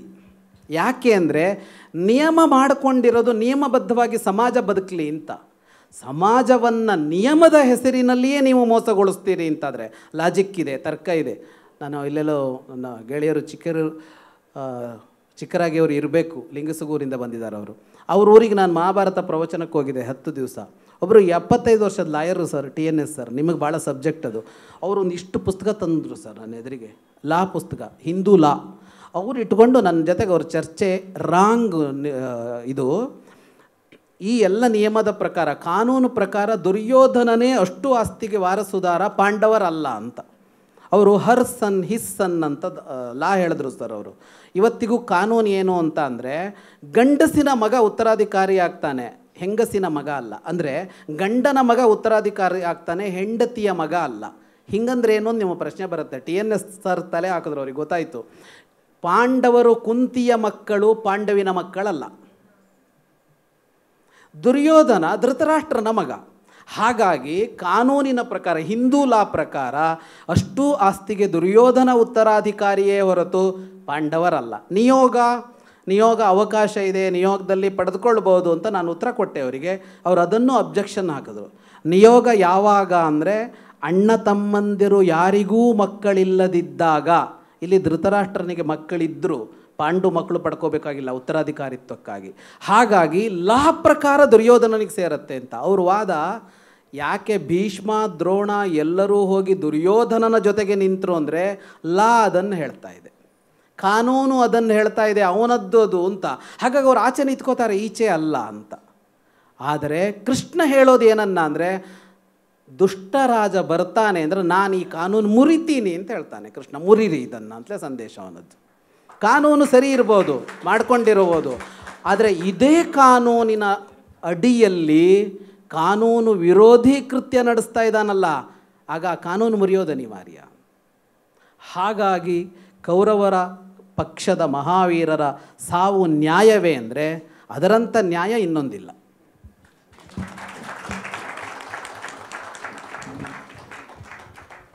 ನೆಕ್ಸ್ಟ್ ಪ್ರಶ್ನೆ ಬಹುಶಃ ಸರ್. ನನ್ನ ಹೆಸರು ಸಮರ್ಥ್ ಅಂತ. ಸರ್, ನನ್ನ ಪ್ರಶ್ನೆ ಏನು ಅಂದರೆ, ಮಹಾಭಾರತ ಮತ್ತು ರಾಮಾಯಣನ ಮೈಥಾಲಜಿ ಅಂತ ಕರೀತಾರೆ, ಹಿಸ್ಟ್ರಿ ಅಂತ ಯಾಕೆ ಕರೆಯೋದಿಲ್ಲ? ಹಿಸ್ಟ್ರಿಗೆ ಯಾಕೆ ಸೇರಿಸಲಿಲ್ಲ ಅದನ್ನು? ಹಿಸ್ಟ್ರಿ ಅಂತಲೇ ಕರೀತಾರೆ ಸರ್, ಅದಕ್ಕೆ ಚೆನ್ನಾಗಿ ಹೇಳ್ತಾರೆ. ಹಿಸ್ಟ್ರಿ ಅಂತ ನಾವು ಈಚೆಗೆ ಕರೆದುಕೊಳ್ಳದೆ ಇರೋದಕ್ಕೊಂದು ಕಾರಣ ಇದೆ. ಮೊದಲು ಅದನ್ನು ಇತಿಹಾಸ ಅಂತಲೇ ಕರೆದಿದ್ದು. ಮಹಾಭಾರತವನ್ನು ಪರಂಪರೆ 1000 ವರ್ಷಗಳ ಕಾಲ ಕರೆದಿದ್ದು, ರಾಮಾಯಣ ಮಹಾಭಾರತಗಳನ್ನು ಇತಿಹಾಸ ಅಂತಲೇ. ಅಂದರೆ ಅವಕ್ಕೆ ಹೆಸರೇ ಇತಿಹಾಸ, ಮಹಾಭಾರತ ಇತಿಹಾಸ ಅಂತಲೇ ಇದಕ್ಕಿದ್ದಿದ್ದು. ಆದರೆ ಏನಾಯಿತು ಅಂದರೆ ಒಂದು ಪಶ್ಚಿಮದ ಒಂದು ಚಿಂತನೆ ಬಂತು. ಈ ಪಶ್ಚಿಮದವರು ಯಾವುದು ಇತಿಹಾಸ ಅಂತ ಹೇಳೋದಕ್ಕೊಂದು ಮಾನದಂಡ ಇಟ್ಟುಕೊಂಡಿದ್ದರು ಅವರು. ಹಿಸ್ಟ್ರಿ ಅಂತ ಯಾವುದನ್ನು ಕರಿಬೋದು ನಾವು ಅಂತ. ಹಿಸ್ಟ್ರಿ ಅಂತ ಕರೆಯುವಾಗ ಇಷ್ಟು ಆಧಾರಗಳು, ಇಷ್ಟು ಸಾಕ್ಷಿಗಳು ನಮಗೆ ಸಿಕ್ಕಿರಬೇಕು, ಇದಿದ್ದರೆ ಮಾತ್ರ ಹಿಸ್ಟ್ರಿ ಆಗತ್ತೆ ಅಂತ ಅವರದ್ದೊಂದು ಚಿಂತನೆ ಇತ್ತು. ಅದಕ್ಕಿಂತ ಹಿಂದಿನದ್ದನ್ನು, ಈ ಸಾಕ್ಷ್ಯಾಧಾರಗಳು ಸಿಗುವ ಹಿಂದಿನದ್ದನ್ನೆಲ್ಲ ಅವರು ಮಿಥ್ ಅಂತ ಕರೆದ್ರು, ಮೈಥಾಲಜಿ ಅಂತ ಕರೆದ್ರು. ವಾಸ್ತವವಾಗಿ ಆ ಶಬ್ದದ ಮೇಲೆ ಆಕ್ಷೇಪ ಇರೋದು. ಮಿಥ್ ಅನ್ನೋದೇ ಅದು ನಡೆದಿಲ್ಲ ಅಂತ ಹೇಳ್ತಾ ಇದೆ. ಹಾಗಾಗಿ ನಮ್ಮದು ಮೈಥಾಲಜಿ ಅಲ್ಲ ನಮ್ಮದು. ನಿಮ್ಮ ಹಿಂದೆ ದೊಡ್ಡ ವಿದ್ವಾಂಸರಿದ್ದಾರೆ, ಪುರಾಣಗಳ ಮೇಲೆ ಕೆಲಸ ಮಾಡಿದವರು, ಮಲ್ಲೇಪುರಂ ಅವರು. ಪುರಾಣ ಬೇರೆ, ಮೈಥಾಲಜಿ ಬೇರೆ. ಪುರಾಣ ಅನ್ನೋ ಶಬ್ದವೇ ಹಿಂದೆ ನಡೆದಿದ್ದು ಅಂತಲೇ ಅರ್ಥ. ಆ ಶಬ್ದಕ್ಕರ್ಥವೇ ಹಿಂದೆ ನಡೆದಿದ್ದು ಅಂತ. ಮೈಥಾಲಜಿ ಅನ್ನೋದು ನಡೆದಿದ್ದಲ್ಲ ಅಂತಲೇ ಹೇಳುತ್ತೆ ಅದು. ಹಾಗಾಗಿ ಇದು ಮೈಥಾಲಜಿ ಅಲ್ಲ, ಹಿಸ್ಟ್ರಿನೇ. ಆದರೆ ಸ್ವತಂತ್ರೋತ್ತರ ಭಾರತದಲ್ಲಿ ಅದನ್ನು ಹಿಸ್ಟ್ರಿ ಅಂತ ಅಂಗೀಕಾರ ಮಾಡೋದಕ್ಕೆ ಯಾವುದು ಇತಿಹಾಸ ಅಂತ ಅನ್ನೋದಕ್ಕೆ ನಾವು ಕೊಟ್ಟ ಡೆಫಿನಿಷನ್ ಇತ್ತಲ್ಲ, ನಿರ್ವಚನ ಇತ್ತಲ್ಲ, ಅದರ ವ್ಯಾಪ್ತಿಗೆ ಬರಲಿಲ್ಲ ಇದು. ಅದರ ವ್ಯಾಪ್ತಿಗೆ ಬರದೇ ಇರೋದನ್ನು ನಾವು ಹಿಸ್ಟ್ರಿ ಅಂತ ನಮ್ಮ ಟೆಕ್ಸ್ಟ್ ಬುಕ್ಗಳು ಗುರುತಿಸಲಿಲ್ಲ, ಸರ್ಕಾರಗಳು ಅದನ್ನು ಅಧಿಕೃತಗೊಳಿಸಲಿಲ್ಲ ಅಂತ. ಆದರೆ ವಾಸ್ತವವಾಗಿ ಅದು ಇತಿಹಾಸವೇ. ಆದರೆ ಅದು ನಡೆದ ಕಾಲ ಎಷ್ಟು ಹಳೆಯದು ಅಂತ ಅಂದರೆ, ನಮಗೆ ಸಿಗಬಹುದಾದ ಹಿಸ್ಟ್ರಿಗಳೇನಿರುತ್ತೆ ಅಂದರೆ ಹಿಸ್ಟ್ರಿಗೆ ಸಾಕ್ಷ್ಯಾಧಾರಗಳೇನು ಸಿಗುತ್ತೆ ಅದು ಸಿಗುವುದಕ್ಕಿಂತ ಹಿಂದಿನದ್ದು. ಒಂದು ಬಿಲ್ಡಿಂಗ್ ಸಿಗಬೇಕು, ಬಿಲ್ಡಿಂಗ್ಗಳು ಅಸ್ತಿತ್ವದಲ್ಲಿ ಇರಬಹುದಾದ ಕಾಲಕ್ಕಿಂತ ಹಳೆಯದದು. ಅಂದರೆ ಒಂದು ಮಣ್ಣಿಗೋ, ಒಂದು ಗೋಡೆಗೋ, ಒಂದು ಕಲ್ಲಿಗೋ ಆಯುಷ್ಯ ಅಂತ ಇರುತ್ತಲ್ಲ, ಅದಕ್ಕಿಂತ ಹಳೆಯದು ಅಂತ ಅಂದಾಗ ನಮಗದು ಸಿಗೋದಕ್ಕೆ ಸಾಧ್ಯ ಇಲ್ಲ. ಪಳೆಯುಳಿಕೆ ಸಿಗ್ಬೋದು, ಒಡೆದ ಮಡಿಕೆ ಅಂಥವು ಸಿಗ್ಬೋದು ಅಷ್ಟೇ, ಬಿಟ್ಟರೆ ಅದು ಸಿಗೋದಿಲ್ಲ ಅಂತ. ಇದು ವಾಸ್ತವ. ಅಂದರೆ ಇದು ಪ್ರಾಮಾಣಿಕವಾಗಿ ಅದನ್ನು ಹಿಸ್ಟ್ರಿ ಅಂತ ಕರೀದೇ ಇರೋದಕ್ಕೆ. ಆದರೆ ಇನ್ನೊಂದು ಅಜೆಂಡನೂ ಕೆಲಸ ಮಾಡ್ತು ಇಲ್ಲಿ. ಇನ್ನೊಂದು ಅಜೆಂಡ ಏನು ಕೆಲಸ ಮಾಡುತ್ತು ಅಂದರೆ, ಗಜಾನ್ ಶರ್ಮರು ಪ್ರಸ್ತಾವಿಸಿದರು, ಭಾರತದ ಹಳೆಯದೆಲ್ಲವೂ ಸುಳ್ಳು ಅಂತ ಒಬ್ರಿಗೆ ಹೇಳಬೇಕಾಯ್ತು. ಯಾಕೆಂದರೆ ಅವರಿಗೆ ಅವರ ಇತಿಹಾಸ ಭಾರತದಷ್ಟು ಪ್ರಾಚೀನ ಆಗಿರಲಿಲ್ಲ. ಭಾರತದಷ್ಟು ಪ್ರಾಚೀನವಲ್ಲದ ನಾವು ಭಾರತದವರಷ್ಟು ದೊಡ್ಡವರಲ್ಲ ಅಂತ ಅನ್ನಿಸಿಕೊಳ್ತೇವೆ ಅಂತ ಅವರಿಗೆ ಅನ್ನಿಸ್ತು. ಜಗತ್ತೇನಾಗಿರಲಿಲ್ಲ ಅದು ಇಂಗ್ಲೆಂಡ್ನವರ ತಲೆಬಿಸಿ. ಅಮೇರಿಕದವ್ರಿಗೆ ಆ ತಲೆಬಿಸಿ ಇಲ್ಲ. ಎಷ್ಟು ವರ್ಷನಯ್ಯ ನಿನ್ನ ಹಿಸ್ಟ್ರಿ ಅಂದರೆ, ಹೋಗಯ್ಯ ನಿನ್ನ ಹಿಸ್ಟ್ರಿ ಕಟ್ಕೊಂಡು ಇವತ್ತು ನಾನೇ ಆಳ್ತಾ ಇರೋದು ಜಗತ್ತನ್ನು ಅಂತ ಅಮೇರಿಕ ಹೇಳ್ತಾನೆ. ಇದು ಅಮೇರಿಕದ ಚಿಂತನೆ. ಇಂಗ್ಲೆಂಡಿನ ಚಿಂತನೆ ಹಾಗಲ್ಲ. ಇಂಗ್ಲೆಂಡಿನವರು ಅವರು ಮೊದಲಿಂದ ಹಿಸ್ಟ್ರಿ ಕಾಪಾಡ್ಕೊಂಬರೋದಲ್ಲ ಎಕ್ಸ್ಪರ್ಟ್ಸ್. ಅವರು ನೋಡ್ತಾ ಹೋದರು ತಮಗಿಂತ ಹಳೆಯದೆಲ್ಲ ಜಗತ್ತಲ್ಲಿ ಎಲ್ಲಿತ್ತೋ ಅದನ್ನು ಅವ್ರಿಗೆ ನಿರ್ನಾಮ ಮಾಡಬೇಕಾಗಿತ್ತು ಅನಿವಾರ್ಯವಾಗಿ. ಯಾಕೆಂದರೆ ನಿಮಗಿಂತ ಹಳಬರು ನಾವು ಅಂತ ಇವ್ರು ಹೇಳೋ ಹಾಗಿರಲಿಲ್ಲ, ಅವ್ರಿಗೆ ಆಳಬೇಕಾಗಿತ್ತು. ಆಗ ಹುಟ್ಟಿಕೊಂಡಿದ್ದು ಜಗತ್ತಿನ ಎಲ್ಲ ಹಳೆಯ ಇತಿಹಾಸಗಳನ್ನು ಮಿಥ್ ಅಂತೇಳುವ ಒಂದು ತಾರ್ಕಿಕ ಪ್ರಯತ್ನ, ಬೌದ್ಧಿಕ ಪ್ರಯತ್ನ. ಅದನ್ನು ನಮಗೆ ಕಟ್ಟಿಕೊಟ್ಬಿಟ್ರು. ಈ ನಿರ್ವಚನದ ಇದನ್ನು ಇಟ್ಕೊಂಡು, ನಾ ಹಿಂದಿನ ಪ್ರಶ್ನೆಗೆ ಉತ್ತರ ಕೊಟ್ಟನಲ್ಲ, ಕಾನೂನು ಅಂತ, ಈ ಡೆಫಿನಿಷನ್ ಇಟ್ಟುಕೊಂಡು ನಿಮ್ಮದು ಹಿಸ್ಟ್ರಿ ಅಲ್ಲ ಅಂತ ಅವ್ರು ಹೇಳೋದಕ್ಕೆ ಹೊರಟರು. ಆದರೆ ಇತಿಹಾಸವೇ. ಗಜಾನ್ ಶರ್ಮರು ಹೇಳಿದಾಗೆ ಈ ಹಿಂದೆ ಇತ್ತು ಅನ್ನೋದಕ್ಕೆ ಅಷ್ಟು ಇತಿಹಾಸದ ದಾಖಲೆಗಳು ಸಿಗದೇ ಇದ್ದರೂ ಅದೇ ಊರುಗಳಿವೆ. ಎಲ್ಲಿ ಅಂತ ಹೇಳ್ತಾರೋ ಅಲ್ಲೇ ಊರಿದೆ, ಎಷ್ಟು ಕಿಲೋಮೀಟ್ರು ಅಂತ ಹೇಳ್ತಾರೋ ಅಷ್ಟೇ ಕಿಲೋಮೀಟ್ರು ಇದೆ. ಅದಕ್ಕೆ ಯಾವ ವ್ಯತ್ಯಾಸವೂ ಇಲ್ಲ. ನಾನು ಕಳೆದ ತಿಂಗಳು ಗಂಗಾವತಿಗೆ ಹೋಗಿದ್ದೆ. ಅಲ್ಲಿ ನಾನು ಕಿಷ್ಕಿಂಧ ಪ್ರವಚನ ಇತ್ತು ನನಗೆ. ಕಿಷ್ಕಿಂಧೆಯಲ್ಲಿ ಕಿಷ್ಕಿಂಧ ಕಾಂಡ ಅಂತ ರಾಮಾಯಣದ ಕಿಷ್ಕಿಂಧ ಕಾಂಡ ಪ್ರವಚನ ಮಾಡಿಸಿದ್ರು. ರಾಮಾಯಣದ ಕಿಷ್ಕಿಂಧೆ ಅದು ಗಂಗಾವತಿಯ ಪಕ್ಕದಲ್ಲಿರುವ ಅಂಜನಾದ್ರಿ ಪರ್ವತ ಎಲ್ಲ ಕರಿತೀವಲ್ಲ, ಅದು ನಮಗೆ ತುಂಬ ಜನಕ್ಕೆ ಗೊತ್ತಿಲ್ಲ. ನಾವೆಲ್ಲೆಲ್ಲ ಹುಡ್ಕೊಂಡು ಹೋಗ್ತೀವಿ. ಇನ್ನು ಗಜಾನ್ ಶರ್ಮರೂ ಹೋಗಿಲ್ಲ ಅಲ್ಲಿಗೆ. ಕರ್ಕೊಂಡು ಹೋಗ್ತೀನಿ ನಾನೇ ಹೇಳಿದ್ದೀನಿ. ನಾವೇ ನೋಡಿಲ್ಲ. ರಾಮಾಯಣ ನಡೆದಿದ್ದು, ರಾಮಾಯಣದ ಮುಖ್ಯ ಭಾಗ ನಡೆದಿದ್ದು ನಮ್ಮ ಪಕ್ಕದಲ್ಲಿ ಇಲ್ಲೇ ಇದೇ ಹಂಪಿ ಅಂತ ಹೋಗ್ತಾ ಇದ್ವಿ ಅಲ್ಲ, ಹಂಪಿ ಹಳೆಯ ಕಿಷ್ಕಿಂಧೆಯ ಭಾಗ ಅದು. ಅಲ್ಲಿ ನಾನು ಕಿಷ್ಕಿಂಧ ಕಾಂಡ ಪ್ರವಚನ ಆ ಊರಿನವರಿಗೆ ಹೇಳಬೇಕು ಅಂತ ಕರೆಸಿದ್ರು. ಆಗ ಹೋದಾಗ ನನ್ನನ್ನು ಓಡಾಡಿಸಿದ್ರು. ಅಲ್ಲಿ ನಾನು ನೋಡಿದೆ ರಾಮಾಯಣದ ಮೂಲ ಮತ್ತು ಅವರು ಯಾವ ಜಾಗ ಅಂತ ಹೇಳ್ತಾರೋ ಅದಕ್ಕೆ ಯಾವ ವ್ಯತ್ಯಾಸವೂ ಇಲ್ಲ. ಇಲ್ಲಿಯೇ ವಾಲಿಗೆ ರಾಮ ಬಾಣ ಬಿಟ್ಟಿದ್ದು ಅಂತ ಜಾಗ ತೋರಿಸ್ತಾರೆ, ಎಷ್ಟು ದೂರ ಅಂತ ತೋರಿಸ್ತಾರೆ. ಇಲ್ಲಿ ವಾಲಿಯ ಅರಮನೆ ಇತ್ತು ಅಂತ ಹೇಳ್ತಾರೆ. ಇದೇ ಗುಹೆಯಲ್ಲಿ ವಾಲಿ ಇವನನ್ನು ಕೊಲ್ಲೋದಕ್ಕೆ ಒಳಗೆ ಹೋದ ದುಂದುಬಿಯನ್ನು ಸುಗ್ರೀವ ಇದೇ ಬಂಡೆಯನ್ನು ಇಟ್ಟ ಅಂತ ಹೇಳ್ತಾರೆ. ಅಷ್ಟಕ್ಕಷ್ಟು ಹಾಗೇ ಇದೆ. ವಾಲಿ ಪರ್ವತ ಇದೆ, ತಾರಾ ಪರ್ವತ ಇದೆ, ಋಷ್ಯಮೂಕ ಇದೆ, ಅಂಜನಾದ್ರಿ ಇದೆ, ಆಮೇಲೆ ಮತಂಗ ಪರ್ವತ ಇದೆ, ಶಬರಿ ಇದ್ದ ಜಾಗ ಎಲ್ಲವೂ ಇದೆ. ತುಂಗಭದ್ರ ಹರಿತಾಳೆ, ತುಂಗಭದ್ರೆಯ ಕುರಿತು ರಾಮ ಮಾತಾಡಿರೋದಿದೆ ರಾಮಾಯಣದಲ್ಲಿ. ಎಲ್ಲವೂ ಹಾಗೇ ಇದೆ, ವ್ಯತ್ಯಾಸವೇ ಇಲ್ಲ. ಇಷ್ಟು ಕಾಲ ಆದರೂ ಬದಲಾಗಿಲ್ಲ. ಇಂಥ ಸಾಕ್ಷಿಗಳು ಮಹಾಭಾರತದ ಬಗ್ಗೆ, ರಾಮಾಯಣದ ಬಗ್ಗೆ ಭಾರತದಲ್ಲಿ ಅಸಂಖ್ಯ ಸಿಗತ್ತೆ. ಇವುಗಳನ್ನು ಮಾನ್ಯ ಮಾಡೋದನ್ನು ನಾವು ಅಭ್ಯಾಸ ಮಾಡ್ಕೋಬೇಕು. ಆ ನಿರ್ವಚನದ ಅಡಿಯಲ್ಲಿ ಇದು ಮಾನ್ಯ ಆಗೋದಿಲ್ಲ. ಮಲ್ಲೇಪುರಂ ಅವರು ಇದ್ದಾರೆ, VC ಆಗಿದ್ದವರು. ಪ್ರಾಯಶಃ ಯೂನಿವರ್ಸಿಟಿಗಳಲ್ಲಿ ಇದನ್ನು ಹಿಸ್ಟ್ರಿ ಅಂತ ಘೋಷಿಸೋದು ಕಷ್ಟ ಇರ್ಬೋದು ಅವರಿಗೆ. ನಿರ್ವಚನ ಬದಲಾಯಿಸಬೇಕು. ಇತಿಹಾಸ ಅನ್ನೋದಕ್ಕೆ ಭಾರತೀಯ ನಿರ್ವಚನ ಏನೋ ಅದನ್ನು ಹೇಳಿಕೊಂಡ್ರೆ ಇದಿಷ್ಟು ಇತಿಹಾಸದ ಪರಿಧಿಗೆ ಬರುತ್ತೆ. Thank you sir. ನಾನು ಸರ್ ನಮ್ಮ ಗಜಾನನ್ ಶರ್ಮಾ ಸರ್ಗೆ ಒಂದು ಹೇಳ್ಬೇಕು ಅನ್ಕೊಂಡೆ. ಸರ್, ನೀವು ಅಂದರೆ ಈ ಮಹಾಭಾರತವನ್ನು ಓದಿ ಸುತ್ತಾಡೋಕ್ಕೆ ನೀವೇನು ಹೊರಟ್ರಿ, ನಿಮ್ಮ ಸುತ್ತಾಡೋಕ್ಕೆ ಅಂದರೆ ಈಗ ನಾವು ಯೂಶ್ವಲಿ ಮಹಾಭಾರತ ಓದಿದಾಗ ಒಂದು ಕುತೂಹಲ ಕೆರಳುತ್ತೆ. ಇವ್ರು ಹೇಗಿದ್ದಿರ್ಬೋದು, ಇವ್ರ ಊರು ಹೇಗಿದ್ದಿರ್ಬೋದು, ಮನೆ ಹೇಗಿದ್ದಿರ್ಬೋದು ಅಂತ. ಆ ಥರ ನಿಮಗೆ ಕುತೂಹಲ ಕೆರಳಿದ್ದು ಯಾವ ಕ್ಯಾರೆಕ್ಟರ್ ಬಗ್ಗೆ ಸರ್? ಬೇಸಿಕಲಿ ಯಾವ ಕ್ಯಾರೆಕ್ಟರ್ ನಿಮ್ಮನ್ನು ತುಂಬ ಕಾಡಿಸಿದ್ದು ಮತ್ತು ಅದರ ಫಲವಾಗಿ ನೀವು ಹೋಗಿದ್ದು, ಆ ಥರದ್ದು ಏನಾದರೂ ಹೇಳ್ಬೋದು? ನನಗೆ ಯಾವುದೋ ಒಂದು ಕ್ಯಾರೆಕ್ಟ್ರು ಮುಖ್ಯ ಅಂತ ಹೇಳಿ ನಾನು ಆ ಥರ ಹೋಗಿದ್ದಲ್ಲ. ನನಗೇನನ್ನಿಸ್ತು ಅಂತಂದರೆ, ಈ ಮಹಾಭಾರತ ರಾಮಾಯಣವನ್ನು ಓದಿದಾಗೆಲ್ಲವ ಭಾಳಷ್ಟು ಅನುಮಾನಗಳು ಕಾಡುತ್ತೆ. ಅದು ಪರಿಹಾರ ಆಗುತ್ತೆ ಅಂತ ಕೂಡ ನಾನು ಹೋಗಿದ್ದಲ್ಲ. ಅದರದೆಲ್ಲ ನೋಡೋಣ ಒಂದಿಷ್ಟು ಜಾಗವನ್ನು ಅಂಥೇಳಿ. ಈಗ ಸ್ವರ್ಗಾರೋಹಿಣಿ ಪರ್ವತಕ್ಕೆ ಹೋಗೋದು ಅಷ್ಟು ಕಷ್ಟ, ಪಾಂಡವರು ಹೀಗೆಲ್ಲ ಹೋದರು, ಎಲ್ಲೋ ಬಿದ್ದರು ಅಂತ ಹೇಳ್ತಾರಲ್ಲ ಅಂದಾಗ ಸುಮ್ಮನೆ ನಾನು ಅದನ್ನು ನಾವು ಈಗ ನೋಡೋಣ ಆ ಜಾಗ ಅಂತ ಯಾವ್ದು ಹೇಳ್ತಾರೋ ಅದು ಯಾರಾದರೂ ಬಂದು ಆ ಜಾಗ ಅನ್ನೋದು ಏನು ಗ್ಯಾರಂಟಿ ಇದೆ ಅಂತಂದರೆ ನನ್ನ ಹತ್ರ ಗ್ಯಾರಂಟಿ ಇಲ್ಲ. ಆದರೆ ನಮ್ಮ ಪರಂಪರೆಯಲ್ಲಿ ನಾವು ನಂಬಿಕೊಂಡಿರುವಂತಹ ಜಾಗಗಳಿದ್ದರೆ ಆ ಜಾಗಗಳನ್ನು ನೋಡೋಣ ಅನ್ನುವಂತಹ ಕಾರಣದಿಂದ ಹೋದೆ. ಇದಕ್ಕಿಂತ ಮೊದಲು ನಾನು ಜಗದೀಶ್ ಶರ್ಮರು ಹೇಳಿರುವಂಥ ಮಾತಿಗೆ ಒಂದು ಸ್ವಲ್ಪ ಆ್ಯಡ್ ಮಾಡೋಕ್ಕೆ ಇಷ್ಟಪಡ್ತೀನಿ. ಈ ಹಿಸ್ಟ್ರಿ ಅನ್ನೋದಕ್ಕೆ ಪಾಶ್ಚಾತ್ಯ ಇಲ್ಲಿ ಬಂದಾಗ ಮಿತ್ ಅನ್ನೋದನ್ನು ಯಾಕೆ ಇದು ಮಾಡಿದ್ರು ಅಂದರೆ, ಬೈಬಲ್ ಪ್ರಕಾರ 4000 ಚಿಲ್ಲರೆ ವರ್ಷದ ಹಿಂದೆ ಭೂಮಿ ಸೃಷ್ಟಿಯಾಯಿತು ಅವರ ಪ್ರಕಾರ. ಅದರ ಇವರಿಗೇನಾಗ್ಬಿಡ್ತು ಅಂತಂದರೆ, ನಮ್ಮ ಹರಪ್ಪ ಮೊಹೆಂಜಾದಾರೋನಲ್ಲಿ ಇದಕ್ಕೆ ಲಾಹೋರಿಗೆ ರೈಲ್ವೆ ಇದನ್ನು ಹಾಕಬೇಕು ಅಂತೇಳಿ, ರಸ್ತೆ ಮಾಡಬೇಕು ಅಂತ ಹೇಳುವುದಾಗ ಮಾಂಡುಗಳು ಸಿಕ್ತು, ಮಣ್ಣಿನ ಗುಡ್ಡಗಳು ಸಿಕ್ತು. ಹೊಲ ಆಗದಾಗ ನಮ್ಮ ಹರಪ್ಪ ಮೊಹೆಂಜಾದಾರೋ ಇವೆಲ್ಲ ಸಿಗ್ತಾ ಹೋಯ್ತಲ್ಲ. ಆಗ ಅವರ ಎದುರಿಗೆ ಒಂದು ಪ್ರಶ್ನೆ ಬಂತು. ಅದಕ್ಕಿಂತ ಮೊದಲು ಕೆಲವರು ಈ ಜಾನ್ ಅಂತೇಳಿ ಮತ್ತು ಕೆಲವರೆಲ್ಲ ನಮ್ಮ ಸಂಸ್ಕೃತ ಕಾವ್ಯಗಳನ್ನು ಪಾಶ್ಚಾತ್ಯ ಭಾಷೆಗೆ ಅನುವಾದ ಮಾಡಿದಾಗೆಲ್ಲ ಇದು ಬಹಳ ಹಿಂದೆ 5,000 10,000 ಅನ್ನೋದು ನಮ್ಮಲ್ಲೆಲ್ಲ ಇದಲ್ವ. ನಮ್ಮ ಪ್ರಕಾರ ರಾಮನೇ ಯುದ್ಧಾನಂತರ ರಾವಣನ ನಂತರ 10,000 ವರ್ಷ ಬದುಕಿದ್ದ ಅಂತೆಲ್ಲ ಇತ್ತಲ್ಲ.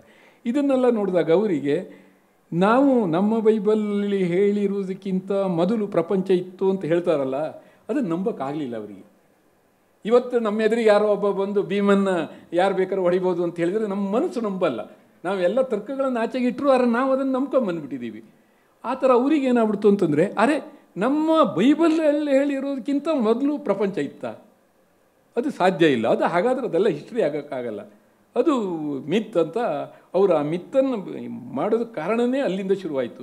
ಏನು ಅಂತಂದರೆ 4,000 ಚಿಲ್ಲರೆ ವರ್ಷ ಈಗಿನ ಇದಕ್ಕೆ ಯಾವುದು ಪ್ರಪಂಚ ಸೃಷ್ಟಿಯಾಗಿರೋದು ಬೈಬಲ್ ಪ್ರಕಾರ.